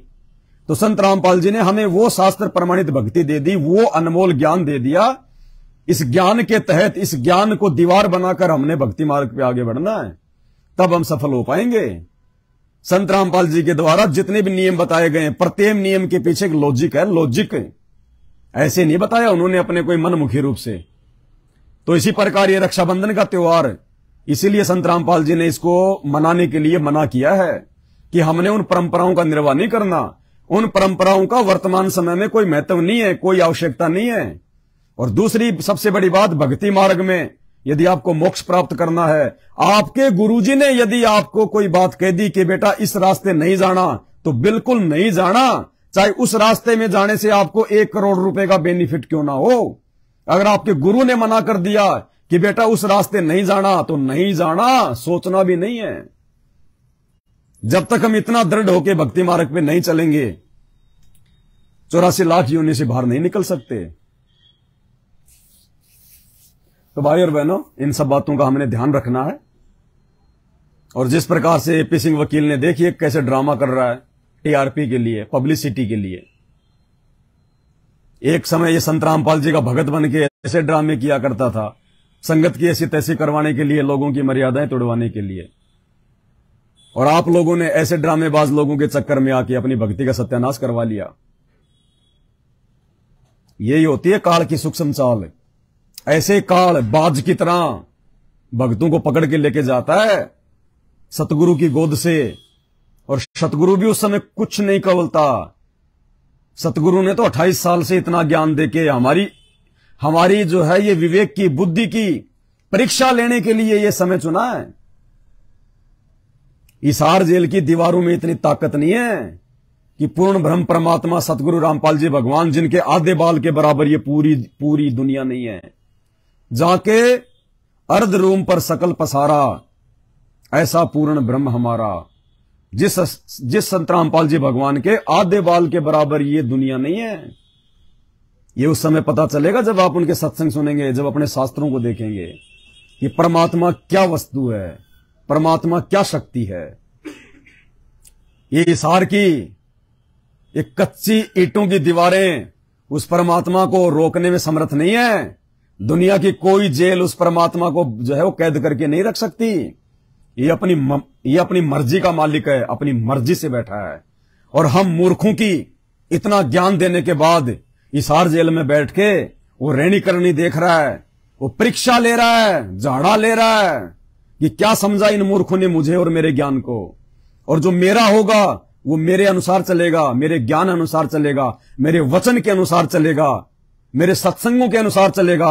और जो मेरा नहीं होगा, मेरा भगत होने के बावजूद, वो भेड़ चाल में चलेगा, वो देखा देखी में चलेगा, मेरे कलयुगी जो है वो परिवार के पीछे चलेगा। और आज उस कलयुगी परिवार के पीछे चलने वाले अकाल मौत को प्राप्त हो रहे हैं। अकाल मौत को सारनामी लोग शराब पी रहे हैं, सारनामी लोग, सारनाम प्राप्त लोग शराब पी रहे हैं। कोई मर्यादा नहीं है, कोई नियम नहीं है, खाली नाम के भगत बने हुए हैं। गले में लॉकेट, हाथ में संत रामपाल जी का धागा, बस इससे ज्यादा उनकी पहचान नहीं है। और इधर परमात्मा ने सात संगतियों में अपने सत्सेवक बच्चों को, सात संगतियों के माध्यम से पूरी रात परमात्मा की चर्चा होती है। पूरी रात भर मालिक की महिमा होती है, उनका गुणगान होता है, शंकाओं का समाधान होता है। भक्ति मार्ग पे हमारे को कैसे जो है वो बच के चलना है। छोटी से छोटी बातों को लेके आपस में हम भगत भाई बहन पूरी रात बैठ के ज्ञान आधार से विचार विमर्श करते हैं, डिस्कस करते हैं कैसे हम बचें, हमारी मर्यादाएं ना टूटें, हमारे गुरुदेव भगवान हमारी किसी भी गलती के कारण हमारे से दुखी ना हो, नाराज ना हो। जिन बातों से गुरु दुख पावे, तिन बातों को दूर भगावे। परमात्मा साध संगतियों में अपने भगत तैयार कर रहा है, अपने भगत। और एक समय ऐसा आएगा, मैनेजमेंट वालों, मैनेजमेंट के पीछे अंधे होके चलने वालों, रोगे सिर पे हाथ धर के कि परमात्मा हमारी कैसे समझ में नहीं आई। उस समय हम तो इन फर्जी आश्रमों में सीमेंट के कट्टे उठाते उठाते मर गए। इन आश्रमों की दीवारें खींचते खींचते हमने हमारा अनमोल समय बर्बाद कर दिया। अरे ये वर्तमान समय ये फर्जी आश्रम बनाने का नहीं है, आश्रमों में जाके जो है गधों की तरह मजदूरी करने का नहीं है। परमात्मा यहां पे आश्रमों की दीवारें बनवाने नहीं आता।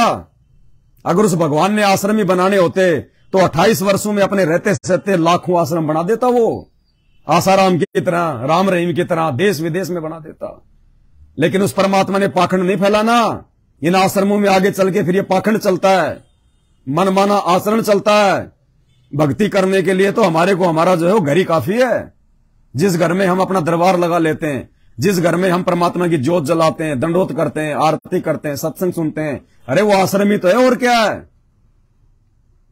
इसके अलावा हमारे लिए वो आश्रम है जिस आश्रम में हमारे गुरुदेव खुद साक्षात सत्संग करते हैं, वो आश्रम है।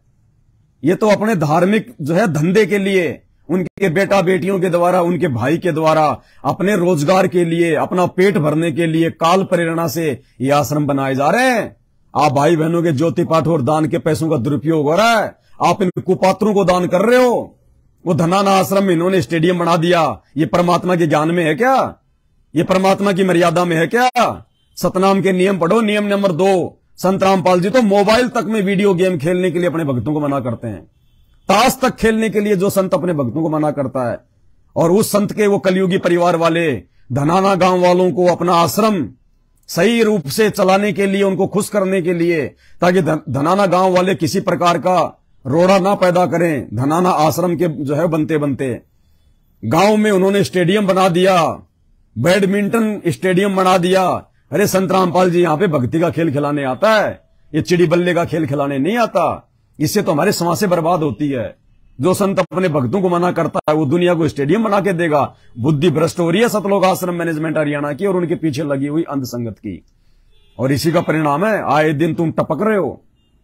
परमात्मा कोई बचाव नहीं कर रहा तुम्हारा। जिसकी जितनी बैटरी चल रही है तब तक चल रही है, और उसको लग रहा है कि मैं सेवा कर रहा हूं, मैं भक्ति कर रहा हूं। नहीं, गुरु जी का कोई आशीर्वाद नहीं है तुम्हारे ऊपर।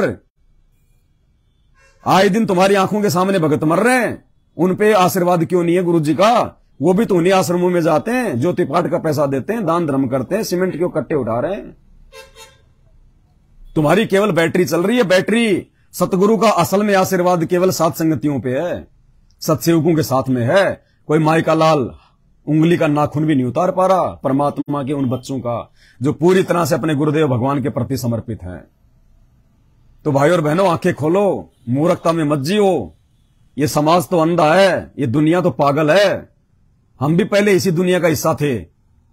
जब तक हमें आध्यात्मिक ज्ञान नहीं था, ये होली, दिवाली, ये रक्षाबंधन, ये मकर संक्रांति सब कुछ मनाया करते थे। लेकिन परमात्मा ने इतना अनमोल ज्ञान दे दिया, अब सतगुरु का वचन हमारे लिए मुख्य है। वो होली, दिवाली, रक्षाबंधन हमारे लिए मुख्य नहीं है। सतगुरु ने मना कर दिया तो सौपन में भी याद नहीं करेंगे, सौपन में भी। ये लास्ट समय है, लास्ट समय। इस समय को जो आत्मा चूक गई, इस कलयुग की पिछली पीढ़ी को, और ये मौका केवल तब तक है जब तक संत रामपाल जी धरती पे प्रकट हैं। संत रामपाल जी के सतलोक जाने के बाद में कोई भी जीव आत्मा पार नहीं हो सकती। 1000 साल तक जो इनका मार्ग चलेगा, 1000 वर्षों में जो पार नहीं हो पाएंगे, जो संत रामपाल जी के रहते सहते पार नहीं हो पाए, और जितनी भक्ति उन्होंने की है वो केवल मानव जन्म प्राप्त करके उन 1000 वर्षों में सुख भोगेंगे, और फिर काल नचाएगा उनको अपने हिसाब से, काल नचाएगा। सारी बातें स्पष्ट कर रखी हैं संत रामपाल जी ने कि जो मेरे रहते सहते पार नहीं हुआ वो मेरे जाने के बाद कहां से पार हो जाएगा।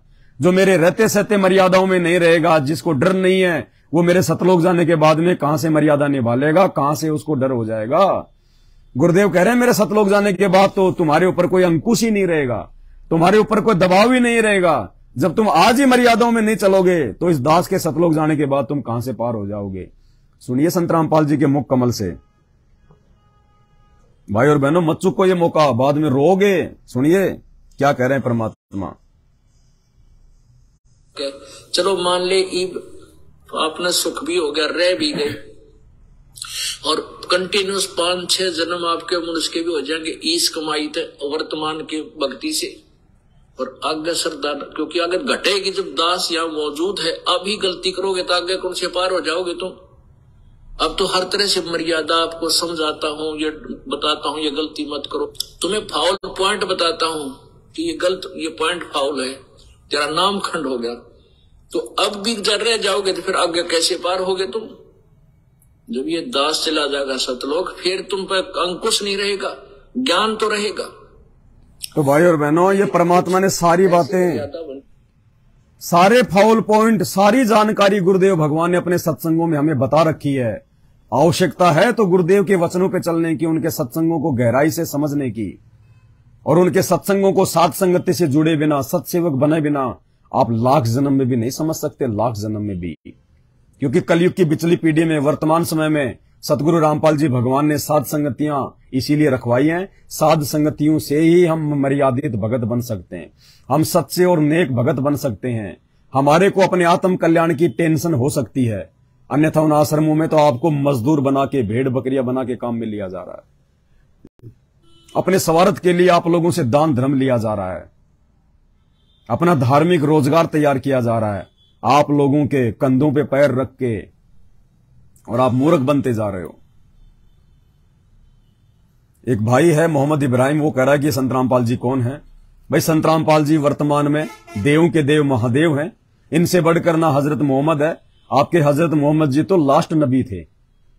आप लोगों के अनुसार हजरत मोहम्मद जी तो अल्लाह की तरफ से लास्ट पैगंबर थे, रसूल थे, नबी थे। तुम्हारी गलतफहमी है भाई। पूरी दुनिया का अंतिम रसूल, अंतिम पैगंबर, अंतिम नबी परम पूज्य सतगुरु रामपाल जी भगवान है। ये अल्लाहों का अल्लाह है, भगवानों का भगवान है, मसीहों का मसीह है, गुरुओं का गुरु है। और वर्तमान में चाहे हिंदू हो, चाहे मुसलमान हो, चाहे सिख हो, चाहे ईसाई हो, चाहे जैनी हो, चाहे बौद्ध हो, चाहे किसी भी देश का कोई भी नागरिक हो जिसको मानव शरीर प्राप्त है, वो केवल संत रामपाल जी के चरणों में आकर, उनको अपना सतगुरु बनाकर, उनके अनुसार मर्यादा में रहकर भक्ति साधना करने से ही इस काल लोक से बाहर निकल सकता है, जन्म और मृत्यु के जाल से बाहर निकल सकता है। दूसरा कोई तरीका नहीं है। हजरत मोहम्मद खुद 84 लाख योनियों में है। हजरत मोहम्मद खुद 84 लाख योनियों में है। गधा कुत्ता सुअर बनने से नहीं बच सकता, क्योंकि वो केवल इस ज्योति निरंजन, इस काल का जो है वो नबी था, वो परमात्मा का नबी नहीं था। अभी तक तुम्हारे को अल्लाह का नहीं पता कि कौन है अल्लाह। वो पूरा मुसलमान समाज ये नहीं जानता कि कौन अल्लाह है, वो है कैसा, कहां रहता है, किसी को नहीं पता। पूरे हिंदू समाज को नहीं पता कि भगवान कौन है, प्रभु कौन है, असल में राम कौन है। राम राम सब जगत बखाने, आदि राम कोई बिरला जाने। जितने भी जो अवतार आए हैं, 24 अवतार जो तुम कहते हो, सबके सब 84 लाख में है, जन्म और मरण में है।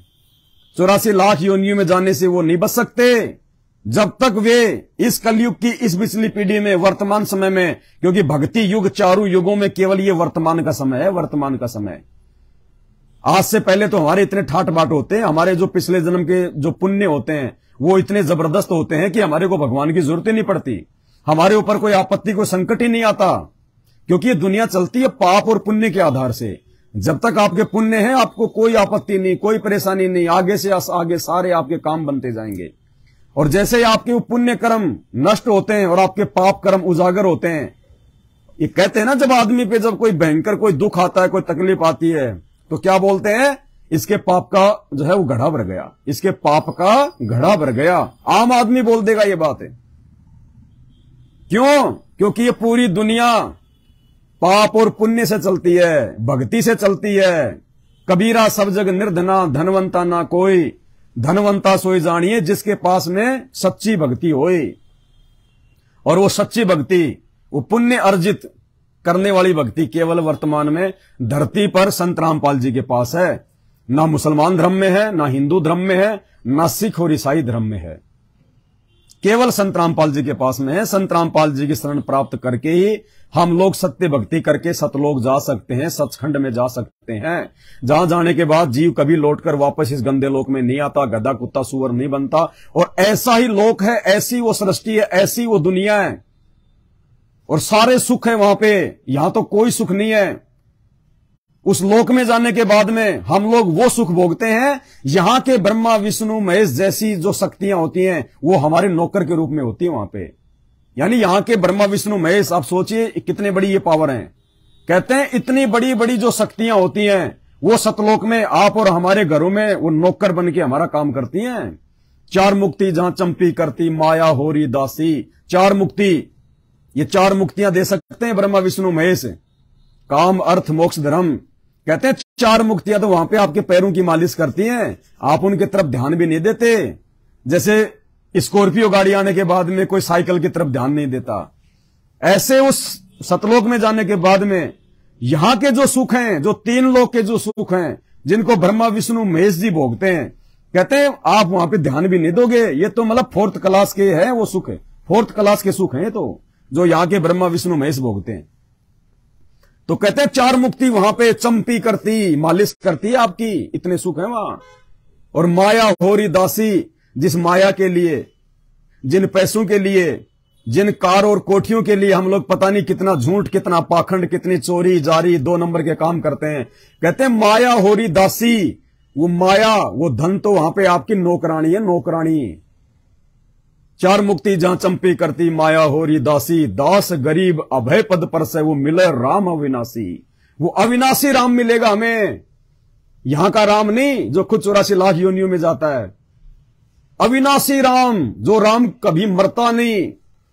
और उस लोक में जाने के बाद हम भी कभी नहीं मरेंगे, खाली एक बार हमारा वहां पे शब्द से जन्म होगा, फिर हम युवा हो जाएंगे। युवा होने के बाद वहां पे फिर कभी जो है बुढ़ापा नहीं है, आदमी स्टेबल हो जाता है एक समय आने के बाद, फिर वहां पे कभी बुढ़ापा नहीं, कभी कोई बीमारी नहीं, यहां की तरह कोई अमीर नहीं, कोई गरीब नहीं, सब एक समान है वहां पे, सबको समान सुविधाएं प्राप्त हैं, शरीर में कोई रोग नहीं, क्योंकि वहां पे हाड़ मांस का शरीर नहीं होता है। ऐसा है शरीर, ऐसी बॉडी है, लेकिन उसमें ये हाड़ मांस नहीं है, लार थूक पेशाब लैट्रिन ये नहीं है वहां पे, वो शब्द से मिलेगा, नूरी शरीर है, तेज पुंज का शरीर है, सदा सुख भोगेंगे वहां पे। ऐसा ही अपना परिवार, यही अपने बाल बच्चे, मकान, हवाई जहाज, एरोप्लेन, वहां पे नूरी जो मतलब शब्द से चलते हैं, हमारी सेवा में हाजिर रहते हैं वहां पे।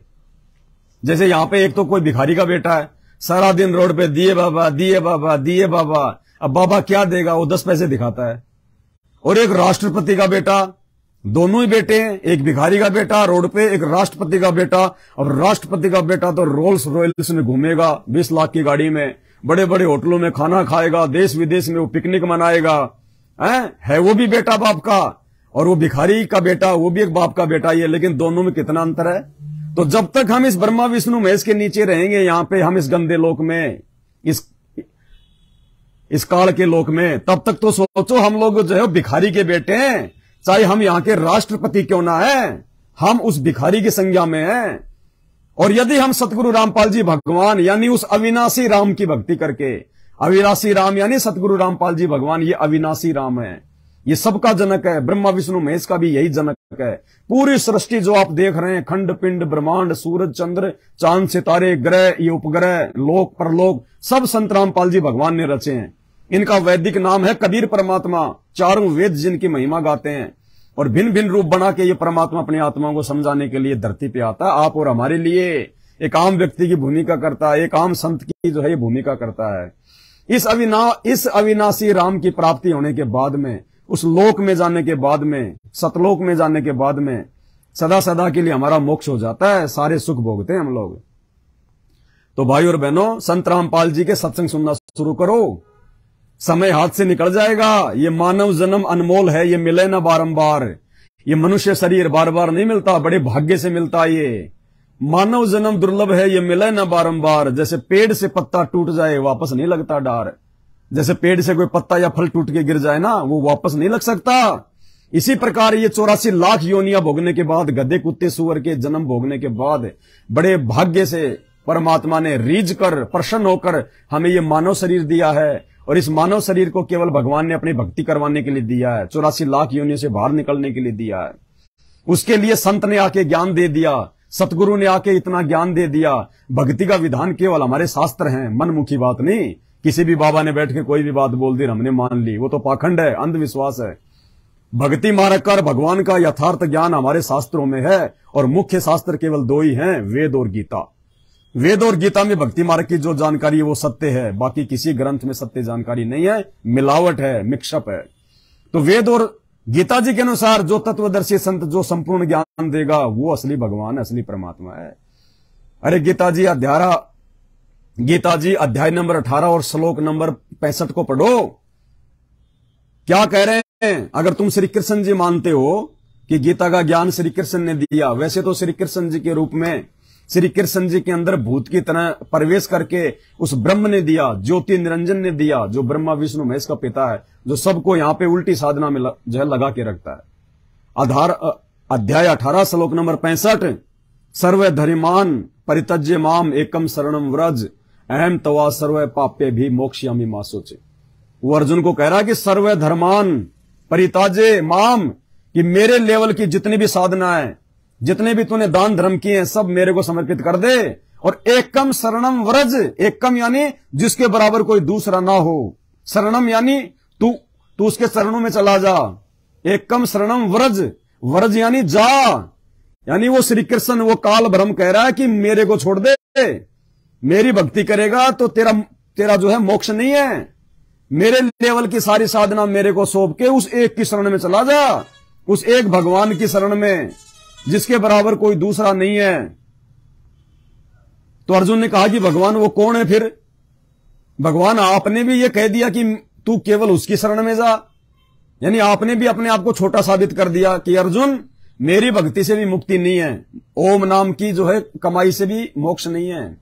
तो भगवान फिर वो कौन है? वो एकम कौन है जिसके बराबर कोई दूसरा नहीं है? तो वो गीता का ज्ञान देने वाला भगवान कह रहा है अध्याय नंबर 4 के श्लोक नंबर 34 में, क्या कह रहा है? उस ज्ञान को समझने के लिए तू तत्वदर्शी ज्ञानियों की शरण में जा, अपने से अलग किसी और की शरण में जाने के लिए कह रहा है कि भाई वो ज्ञान मेरे पास भी नहीं है, उसकी कंप्लीट जानकारी मेरे पास भी नहीं है। उस भगवान की जानकारी के लिए तू किसी तत्वदर्शी संतों की शरण में जा, दंडवत प्रणाम कर उनको, ये कपट छोड़कर सरलता पूर्वक, फिर वो प्रसन्न होकर वो तत्वदर्शी संत तुझे वो तत्व ज्ञान का उपदेश करेंगे, तुझे असली भक्ति और भगवान की जानकारी देंगे, जिससे तेरा जन्म मरण का रोग जो है वो कटेगा। तो भाइयों और बहनों, वो तत्वदर्शी संत, वो अविनाशी राम, वो भगवान जिसके विषय में गीता का ज्ञान देने वाला भगवान भी कह रहा है कि मेरी शरण में मुक्ति नहीं है, उसकी शरण में मुक्ति है। आज वो तत्वदर्शी संत, वो राम, वो परमात्मा, वो सनातनी भगवान सतगुरु रामपाल जी हैं, जिनकी भक्ति से हम लोग पूर्ण मुक्ति प्राप्त करके और सतनाम धाम में चले जाएंगे। सॉरी, सतनाम नहीं, सनातनी धाम में। सनातन का मतलब होता है जो जिसका कभी भी विनाश नहीं होता, जो सबसे पुराना है। तो सबसे पुराना लोक वो सनातनी धाम सतलोक है, सचखंड है, जिसके विषय में नानक जी ने बार बार कहा है। वहां जाने के बाद फिर हमारी जन्म मृत्यु नहीं, बुढ़ापा नहीं, कोई रोग नहीं, राग द्वेष छल कपट ईर्ष्या चोरी जारी लड़ाई झगड़ा मन मुटाव कुछ नहीं। वहां पे सदा सुख भोगेंगे अपने बाप के लोक में, जहां से हम लोग अपनी गलती से नीचे आ गए थे। अब वो परमात्मा खुद, वो दयालु परमात्मा खुद हमें वापस लेने के लिए आया। तो भाई और बहनों, संत रामपाल जी के सत्संग सुनो, मत देखो इन बातों को कि संत रामपाल जी जेल में बैठे हुए हैं, उन पे मुकदमे लगे हुए हैं। अरे कौन सा भगवान है यहां जिसने जेल नहीं काटी? एक भी भगवान का नाम बता दो जिसने जेल नहीं काटी हो, एक भी बता दो। सबने जेल काटी है यहां पे।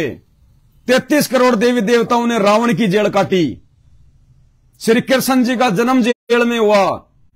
श्री रामचंद्र जी ने नारद जी के जो है श्राप के चलते 14 साल की जेल काटी, जंगल में वो भटकते रहे। जेल से भी ज्यादा कष्ट, जेल में समय पे खाना दाना तो मिलता है, जंगल में कौन वहां पे जो है मलगी इडली डोसा खिलाएगा।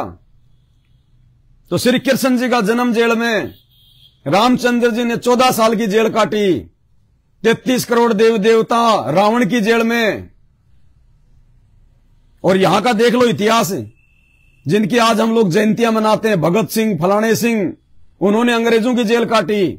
महात्मा गांधी, जिनकी हम लोग नोटों पे फोटो लगाते हैं, महात्मा कहते हैं, बापू कहते हैं, उन्होंने देशद्रोह के मुकदमे में अंग्रेजों की जेल काटी। कौन ऐसा महापुरुष है जिसने जेल नहीं काटी? जेल काट के सब महापुरुष बने, लेकिन जब वो जेल में होते हैं उस समय उनको कोई नहीं मानता। जिस समय यहां पे भगत सिंह थे, वो लड़ाई, वो बेचारा लड़ाई जो है वो लड़ रहा था आजादी के लिए। आप और हम ही तो थे, इसी देश के नागरिक थे जो अंग्रेजों के पास जाके उसकी चुगली करते थे, उसको पकड़वाते थे, उसके गुप्त मिशन की जानकारियां दे दिया करते थे। आप और हम ही तो थे, इसी देश के नागरिक थे। श्री कृष्ण जी आए, बेचारे ने कभी चैन का सांस नहीं लिया। वो पूतना, वो जरासिंध, वो शिशुपाल, वो काल्यावन इसी देश के तो थे जो उनके साथ में लड़ाई झगड़ा करने के लिए आते थे। श्री रामचंद्र जी को जंगल में भिजवा दिया। उसकी माता ने, सौतेली माता ने, ककई ने, इसी देश की तो थी, उसी की तो मां थी जिसने अपने बेटे के लिए राज्य और राम के लिए 14 साल का वनवास मांग लिया। और रावण उनकी औरत को उठा के ले गया, सीता माता को। इसी धरती पे तो रहता था। तो उस समय उनको कोई भगवान नहीं मानता, कोई राम नहीं मानता, कोई जो है महापुरुष नहीं मानता। और जाने के बाद फिर उनके मंदिर बना दो, उनकी मूर्तियां लगा दो, अगरबत्ती करो, धूप बत्ती करो, उनको जो है कपड़े पहनाओ, उनको ठाकुर जी बना दो, उनको शालिग्राम बना दो, पता नहीं क्या क्या कर दो। फिर क्या मिलेगा? पत्थर की मूर्ति के आगे, बेजबान मूर्ति के आगे, बेजान मूर्ति के आगे धोख लगाने से भगवान नहीं मिलता। पत्थर पूजे हरि मिले तो मैं पूजू पहाड़, इससे तो चक्की भली जो पीस खाए संसार। आज मेरे पेट में दर्द है, किसी डॉक्टर के पास जाऊंगा, डॉक्टर हाथ देखेगा, इलाज करेगा, मेरा पेट का दर्द ठीक होगा, मुझे आराम मिलेगा। कल को डॉक्टर मर गया, हॉस्पिटल के आगे उसकी मूर्ति लगा दो, सोने की, चांदी की, पत्थर की। और यदि किसी के पेट में दर्द है, वो पत्थर की मूर्ति के आगे, उस डॉक्टर की मूर्ति के आगे कितना अगरबत्ती कर दो, कितना धूप बत्ती कर दो, कितना रो लो, चीख लो, चिल्ला लो, वो तुम्हें एक छोटी सी 2 रुपए की टेबलेट की भी सलाह नहीं देगा, क्योंकि वो पत्थर है। जिस समय वो पत्थर नहीं था, वो जीवित था, उस समय वो लाभ दे सकता था इलाज करके। अब मरने के बाद खाली वो पत्थर रह गया। वो डॉक्टर जैसा जरूर दिखाई देता है, उसको देखते डॉक्टर की याद आती है, लेकिन वो डॉक्टर आपका इलाज नहीं कर सकता। तो जिस समय ये महापुरुष इस धरती पर थे, ये 24 अवतार जब इस धरती पे थे, ये राम खुदा जब इस धरती पे थे, उस समय ये लाभ दे सकते थे यदि हम इनकी बातें मानते तो। लेकिन उस समय तो उनके साथ में लड़ाई झगड़ा, मार पीट, गाली गलोच, और जाने के बाद उनको भगवान मान के बैठे हैं। कुछ नहीं मिलना भाई। अब वर्तमान में भगवान कौन है जो उनसे भी ज्यादा लाभ दे सकता है, दे रहा है, छप्पर फाड़ के दे रहा है। भाई और बहनों, ये दावा है, चैलेंज है। अगर आपको कहीं से इस बात का मालूम हो गया, या किसी बड़े से बड़े ज्योतिषाचार्य ने आपका हाथ देख के, या किसी पंडित ने, वास्तु शास्त्र के जानकार ने, जन्मपत्री देखने वाले ने यदि ये दावा कर दिया कि भाई आज से 2 महीने बाद में तेरा जीवन नहीं है, या दुनिया के बड़े से बड़े डॉक्टर ने, जिसको कैंसर है किसी व्यक्ति को, और अमेरिका के डॉक्टर ने कह दिया कि 2 महीने बाद में तुझे दुनिया में कोई नहीं बचा सकता, तेरा जीवन शेष नहीं है, तू लास्ट स्टेज पे है। ये पवनदास अपने गुरु सतगुरु रामपाल जी भगवान पे विश्वास करके कहता है, उस अमेरिका के डॉक्टर के मना करने के बावजूद उस 2 महीने बाद मरने वाले पेशेंट को संत रामपाल जी से नाम दिलवा दो, और जो मर्यादा संत रामपाल जी के, जो नियम संत रामपाल जी के हैं, उन नियमों में रह के वो भक्ति करो, 20 साल उसका बाल बाका नहीं हो सकता। 20 साल धरती पे भगवान है। राम और श्री कृष्ण की तरह कोई काल का गुलाम नहीं है, पूर्ण परमात्मा है धरती पे, साक्षात सर्व सृष्टि को रचने वाला। अब भगवान आएगा तो सींग लगा के नहीं आएगा, हम मूर्खों को समझाने के लिए हमारे जैसा इंसान बन के आएगा। अरे भगवान तो हाथी भी बन सकता है, लेकिन सूंड उठा के पौ पौ करेगा तो हम उसकी क्या भाषा समझेंगे? कैसे हमें वो ज्ञान समझाएगा? कैसे हमें वो जानकारी देगा? तो भगवान आता तो कोई सींग लगा के नहीं आता। राम और श्री कृष्ण जी आए तो कोई सींग लगा के नहीं आए, वो कोई पूंछ लगा के नहीं आए, आप और हमारी तरह के इंसान बन के आए थे। तो आज भी भगवान आएगा तो इंसान ही बन के आएगा, और इंसान रूप में भगवान की पहचान उनके ज्ञान से होगी, उनके सत्संगों से होगी। तो भाई और बहनों, कुछ नहीं मिलेगा। ये मानव शरीर बड़ा अनमोल है, ये बड़ी मेहर से उस परमात्मा ने, ये ऐसे नहीं मिला। गधे कुत्ते सूअर बनते बनते फिर 184 लाख योनियां भोगने के बाद ये मानव शरीर मिलता है। आज से पहले आपका जन्म, आज आप जो सुन रहे हो, जो ये वीडियो देख रहे हो, आप लोगों का जन्म आज से पहले किसी का तो सूअर का था, किसी का गधे का था, किसी का कुत्ते का था, कोई बैल बना हुआ था, कोई मक्खी बना हुआ था। और कितने दुख और कष्ट होते हैं उस जीवन में।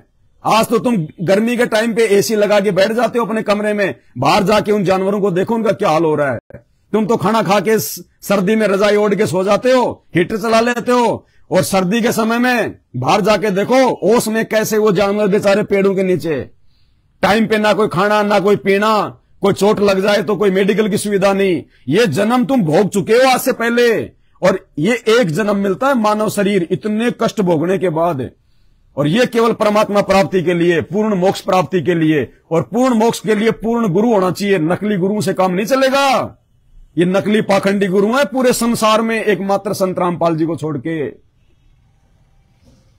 बाद में रोगे ऊपर हाथ करके, ये शरीर भी यदि तुमने बर्बाद कर दिया बिना संत रामपाल जी की भक्ति के, अगला जन्म फिर वही रूटीन, गधा, कुत्ता, सुअर, बिल्ली, मक्खी, मच्छर, शेर, हाथी, चीता, भालू, भेड़िया, फिर वही 84 लाख योनियां। शास्त्र पढ़ लो, शास्त्र, और संत रामपाल जी की शरण ग्रहण कर लो और उनके सत्संग सुनो निष्पक्ष होके। ये मत देखो वो कौन है क्या है, जब इतना चिल्ला रहे हैं, इतना दावे के साथ में बोल रहे हैं। अगर उस ज्योतिष ने ये कह दिया कि 2 महीने बाद ये मरेगा, संत रामपाल जी से नाम ले लो, अगर 100 साल की उम्र ना हो जाए उसकी, ये दास अपनी गर्दन कटवा लेगा। मुझे अपने गुरु पे विश्वास है, यदि वो नाम लेने वाला मर्यादा के साथ में रह के भक्ति करेगा तो। ऐसे हजारों एग्जाम्पल देखने को मिलेंगे। यूट्यूब पे जाके संत रामपाल जी के सत्संग सुनो, उनके सत्संगों के लास्ट में भक्तों का इंटरव्यू आता है, उनके अनुभव आते हैं, कैसे कैसे पीजीआई के डॉक्टरों ने, एम्स के डॉक्टरों ने, विदेशों के डॉक्टरों ने जिनको रिजेक्ट कर दिया कि तेरा इलाज नहीं हो सकता, तू मरेगा, और उसके बाद में जब वो ठीक होके, डॉक्टर के द्वारा रिजेक्ट किया गया मरीज जब ठीक होके डॉक्टर के पास जाता है, वो डॉक्टर कान पकड़ता है कि मेडिकल साइंस में तो ऐसा नहीं हो सकता, ये तो वो चमत्कार है। भाई तुम किसकी भक्ति करते हो? वो डॉक्टर भी हाथ जोड़ लेता है कि भाई धन्य है तुम्हारे गुरुजी, ये तो चमत्कार हो गया, ये तो मिरेकल हो गया, मेडिकल साइंस में ऐसा हो ही नहीं सकता। तो भाई और बहनों विचार करो इन बातों पे। परमात्मा धरती पे बाद में रोओगे, चिल्लाओगे, कुछ नहीं मिलेगा। आप खुद अपना जीवन बर्बाद कर दोगे और आपके पीछे आपके परिवार का जीवन बर्बाद हो जाएगा। 101 पीढ़ियां नरक में जाएंगी। और आपने यदि संत रामपाल जी का यूट्यूब पे उनका ज्ञान समझ के, उनका सत्संग सुन के यदि आपने नाम दीक्षा ले ली, मर्यादा में रह के भक्ति करोगे, 101 पीढ़ियां पार होंगी आपकी। क्योंकि जब आप भक्ति पे लगोगे तो आपके बच्चे भी लगेंगे, आपकी पत्नी भी लगेगी, आपके माँ बाप भी लगेंगे। और जिस प्रकार से हम लोग ये नकली भक्ति पीढ़ी दर पीढ़ी करते आ रहे हैं, जिसका कोई शास्त्रों में कोई प्रमाण नहीं, जिन मंत्रों का शास्त्रों में कोई जिक्र नहीं, हम लोग देखा देखी में भक्ति करते आ रहे हैं, उसी प्रकार जब आप ये सत्य भक्ति अपना लोगे तो आपकी कई पीढ़ियां ये भक्ति करेंगी। और संत रामपाल जी कहते हैं, भक्ति बीज होवे जो हंसा, उसके उतारूं 71 वंशा। आध्यात्मिक क्षेत्र में 71 कहते हैं 101। तो संत रामपाल जी कहते हैं, यदि आपने भक्ति ले ली मेरी, आप यदि मेरी मर्यादाओं में रह के भक्ति करोगे तो आपकी तो मुक्ति होगी होगी, आपके पीछे 101 पीढ़ियां जो है आपकी मुक्ति को प्राप्त करने के लायक बन जाएंगी। तो बस इतनी सी विनती थी, वंदना थी। जब तक शरीर में प्राण है, धरती पे भगवान है, उनकी महिमा के अलावा दूसरा कुछ नहीं कर सकते। मर्यादा में रह के शास्त्रों से प्रमाणित बात कहेंगे, मर्यादा में रह के कहेंगे, कोई गाली गलौज का यूज नहीं करेंगे, क्योंकि हम पूर्ण संत के भगत हैं, पूर्ण परमात्मा के बच्चे हैं हम। और हम चाहते हैं कि आप भी अपने बाप को पहचान लो, आप भी अपने पिता को पहचान लो, अपनी आत्मा के जो है वो जनक को पहचान लो। सबका पिता परमेश्वर, सभी आत्माओं का जनक है। अरे यहां के माता पिता तो खाली निमित्त बनते हैं आप और हमारे को 9 महीने बाद में पेट से बाहर निकलने में। 2 पानी की बूंद से, 1 बूंद मां की, 1 बूंद जो है बाप की, 2 पानी की बूंद से ये इंसान नहीं बन सकता। एक रोबोट बनाने के लिए वैज्ञानिकों को जो है वो पसीने आ जाते हैं, दुनिया भर की फैक्ट्रियां लगानी पड़ती हैं। सैकड़ों वैज्ञानिक मिलकर एक रोबोट बनाते हैं, वो ढंग से भी नहीं बोल पाता। और ये परमात्मा बिना फैक्ट्री, बिना बिजली, बिना वैज्ञानिक, बिना लेबर, 2 पानी की बूंद से, माता पिता के शारीरिक मिलन से, और 9 महीने में जीता जागता रोबोट, बिना सेल के, बिना बैटरी के। जहां आंखों की आवश्यकता वहां आंख लगा दिया। इस रोबोट में परमात्मा ने कैमरा भी लगा दिया। इस रोबोट में परमात्मा ने नाक भी लगा दिया जो सूंघ सकता है। जीभ लगा दी परमात्मा ने, खट्टा मीठा अनुभव कर सकता है। जहां जिस अंग की आवश्यकता थी, ये कानों से जो हमें सुनाई देता है, हाथों से हम कोई भी हम काम कर सकते हैं। इतना अच्छा रोबोट भगवान ने बना दिया, बिना फैक्ट्री, 9 महीने में, मात्र मां के पेट में। मां को भी नहीं पता क्या हो रहा है, क्या चल रहा है। सबसे बड़ा वैज्ञानिक ये है, सबसे बड़ी विज्ञान संत रामपाल जी का ज्ञान है। यो गुरु ज्ञान विज्ञान वाणी, जीवत ही जग में मरो। 2 साल अगर बरसात ना हो, लोगों की फसलें बर्बाद हो जाएं, तुम्हारी विज्ञान फेल हो जाएगी। किसी का मन नहीं करेगा हवाई जहाज में उड़ने का। ये विज्ञान फोकट की है।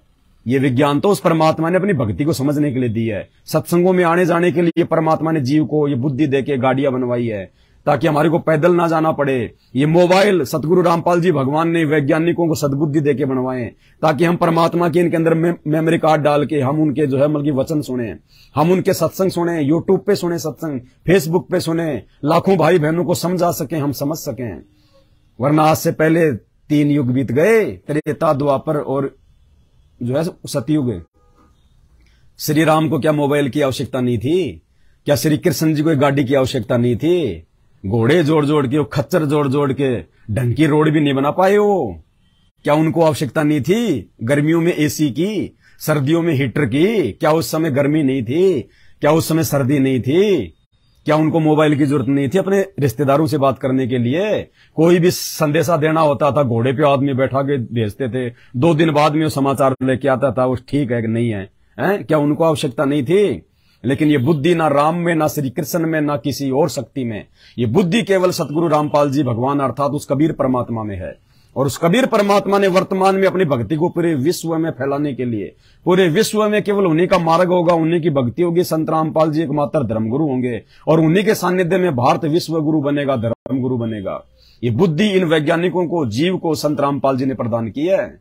वरना आज से पहले ये धरती भी यही थी, ये पहाड़ भी यही थे, और इसी धरती और पहाड़ से खोद खोद के ये कच्चा सामान निकाल के ये गाड़ी घोड़े बना दिए लोगों ने। उस समय भी ये धरती थी, श्री राम के समय भी पहाड़ थे। उस समय क्यों नहीं निकाल पाए? फैक्ट्रियां क्यों नहीं लगा पाए? बिजली क्यों नहीं बना पाए? गाड़ी घोड़े क्यों नहीं बना पाए? ढंग की डामर की रोड क्यों नहीं बना पाए? ये सारी बुद्धि उस कबीर परमात्मा सतगुरु रामपाल जी भगवान ने वर्तमान समय में अपनी भक्ति को पूरे विश्व में फैलाने के लिए, अपने भक्तों के लिए भक्ति को आसान बनाने के लिए दी है। और आने वाले समय में इन साधनों का प्रयोग, इस टेक्नोलॉजी का प्रयोग केवल संत रामपाल जी के ज्ञान के प्रचार प्रसार में होगा।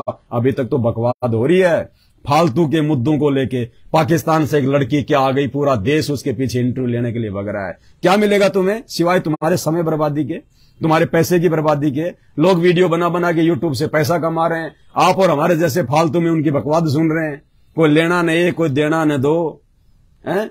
ये मानव जन्म बहुत अनमोल है, ये फालतू की बकवाद सुनने और देखने के लिए नहीं है, ये परमात्मा को पहचान के उनकी भक्ति करने के लिए है। तो वर्तमान में तो इन साधनों का, सोशल मीडिया का, टीवी चैनलों का ये काल हमसे दुरुपयोग करवा रहा है।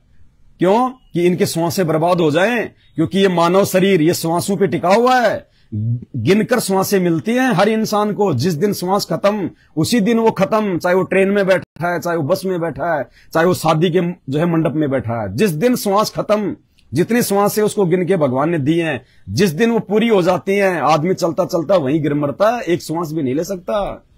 तो ये काल चाहता है कि ये भक्ति ना कर लें, उस परम संत सतगुरु रामपाल जी भगवान के संपर्क में ना जाएं, उनके ये सत्संग सुन के ज्ञान समझ के अपनी आत्मा के उद्धार के लिए भक्ति पे ना लग जाएं। इसलिए वो हमारा ध्यान भटकाने के लिए ये सारा सब कुछ यूट्यूब पे, सोशल मीडिया पे छोटे छोटे वीडियो, फालतू के वीडियो, चुटकुले, मनोरंजन, दुनिया भर की बातों में हमारे को उलझा के रखता है। और आने वाले समय में जब ये प्राकृतिक आपदाओं का दौर आ रहा है, अभी 2028 से पहले पहले नानी याद आएगी दुनिया को। दुनिया भर के भयंकर वायरस, कोरोना तो कुछ भी नहीं है, कोरोना तो एक ट्रेलर था, अब तो हॉलीवुड की फिल्में आएंगी। भयंकर वायरस, चलते चलते लोग मरेंगे, डॉक्टर हॉस्पिटल छोड़ के भाग जाएंगे, अकाल पड़ेगा, भूखमरी, फूड क्राइसिस। गंदी नाली में अगर कोई रोटी का टुकड़ा मिल जाएगा तो बड़े से बड़ा सेठ सोचेगा कि खा लूं तो मेरी जान बचे। भूकंप, तरह तरह की आपदाएं, तब आपको पता चलेगा कि कोई भगवान नहीं आ रहा सामने, कोई भगवान नहीं आया, कोई देव देवता नहीं आ रहा, सब भाग गए, कहां छुप गए। कोई पीर पैगंबर कुतुब औलिया सुर नर मुनि जन ज्ञानी साधु संत महात्मा देवी देवता हैं, झाड़ झपाड़ वाले सब कहां कहां मर गए, कोई नहीं आएगा सामने। अरे उत्तराखंड में, हिमाचल में टहलका मचा हुआ है प्राकृतिक आपदाओं का, पहाड़ों के पहाड़ गिर रहे हैं, मकानों के मकान गिर रहे हैं, बाढ़ आ रही है। अरे हिमाचल को तो देवभूमि कहा जाता है, हिमाचल से ज्यादा देवता तो कहीं नहीं है।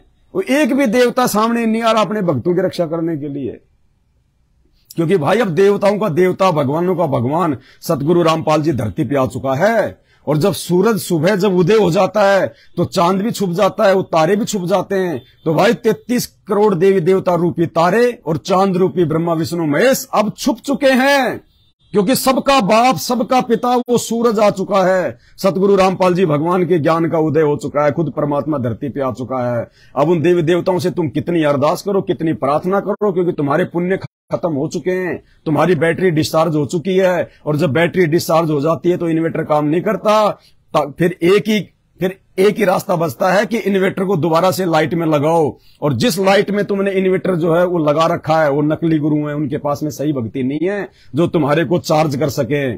तो असली चार्जर वर्तमान में संत रामपाल जी है, जो आपके इन्वर्टर को अर्थात आपके पुण्यों को चार्ज कर सकता है, और धरती पे कोई दूसरा नहीं है। 2028 से पहले अगर ज्ञान समझ के जुड़ जाओगे तो बहुत अच्छी बात है, परेशानियों आपत्तियों से बच जाओगे।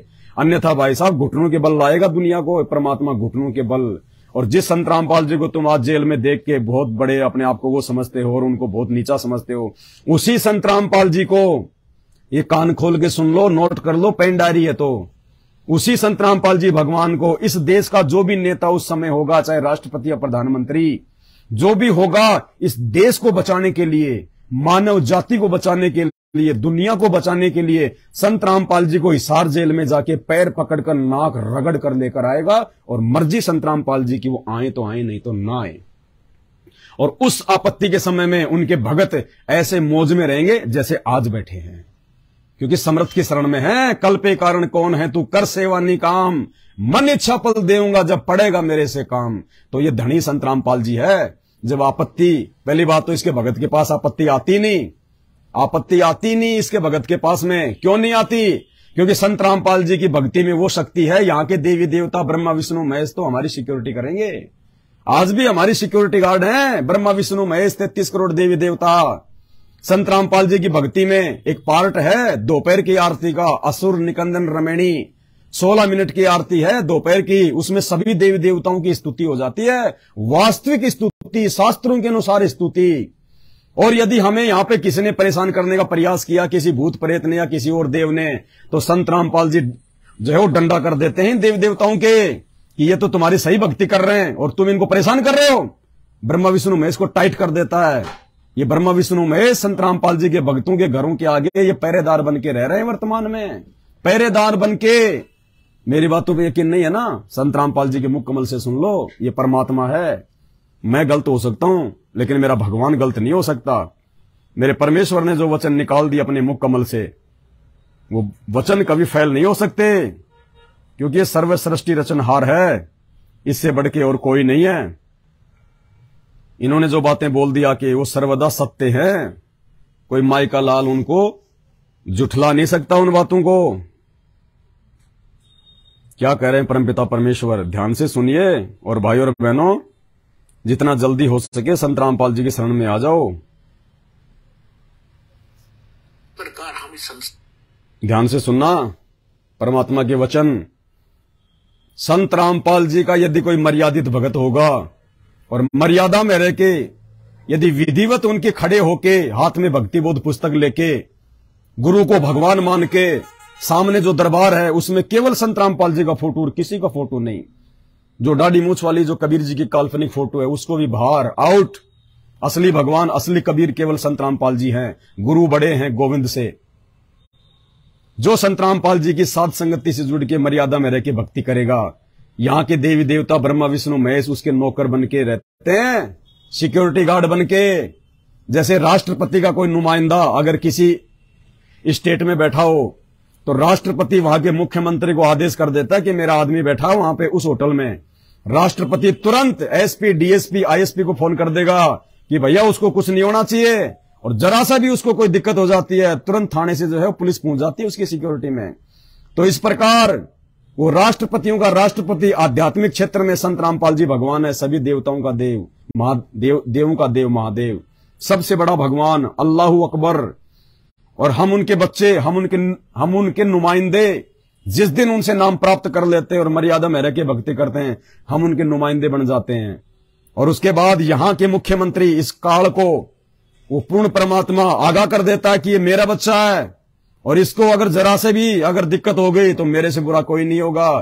फिर यहाँ का मुख्यमंत्री ये काल भगवान ब्रह्मा विष्णु महेश रूपी एसपी आईएसपी डीएसपी को फोन कर देता है कि उस आत्मा को जरा सा भी दुख तकलीफ नहीं होनी चाहिए, वो उस पूर्ण परमात्मा का नुमाइंदा है। और जैसे कोई छोटी मोटी कोई हलचल, कोई अगर कोई भूत प्रेत, कोई देव देवता अगर उसको परेशान करने का प्रयास अगर वो करेगा उस भगत को, या वैसे भी सांसारिक तौर पे यदि कोई परेशानी उस भगत को आएगी, तो काल के फोन से तुरंत ब्रह्मा विष्णु महेश उसकी सिक्योरिटी में लग जाते हैं। सुनिए संत रामपाल जी के मुख कमल से।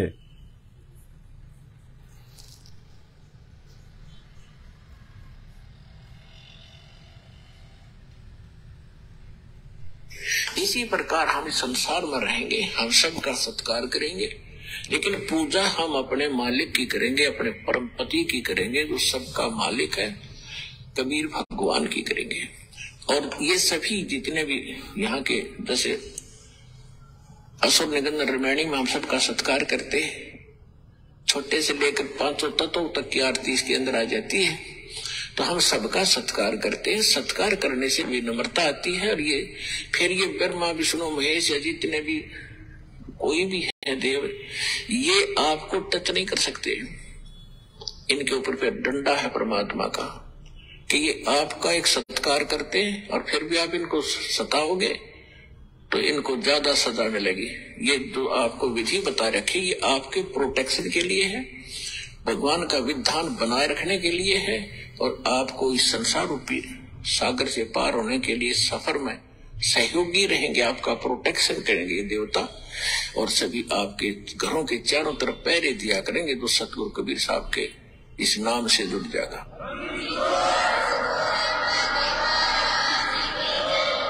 क्योंकि जैसे कोई प्रधानमंत्री या राष्ट्रपति का कोई नुमाइंदा है, कई शहर में रह रहा है, तो उसकी सुरक्षा और उसकी इज्जत की रक्षा, धन की रक्षा करना वहां के मुख्यमंत्री की जिम्मेवारी होती है। और मुख्यमंत्री नीचे डीसी और एसपी को सतर्क कर देता है कि इस आदमी का कोई उत्सुक होगी, किसी सुविधा में कमी आ गई, तुम्हारी खैर नहीं है। तो चारों तरफ चक्कर काटते रहते हैं वो, और एक बार जरा सा भी कोई उकचुक कर दे, 2 मिनट में पुलिस डालेगी उसके पास। तो इसी प्रकार आप उस परम पिता के नुमाइंदे बच्चे हो जाओगे जिस दिन से आप सतलोक आश्रम बरवाला जिला हिसार हरियाणा से जुड़ जाओगे।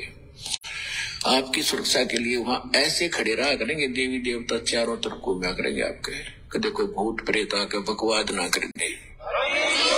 सतगुरु रामपाल जी भगवान की जय हो।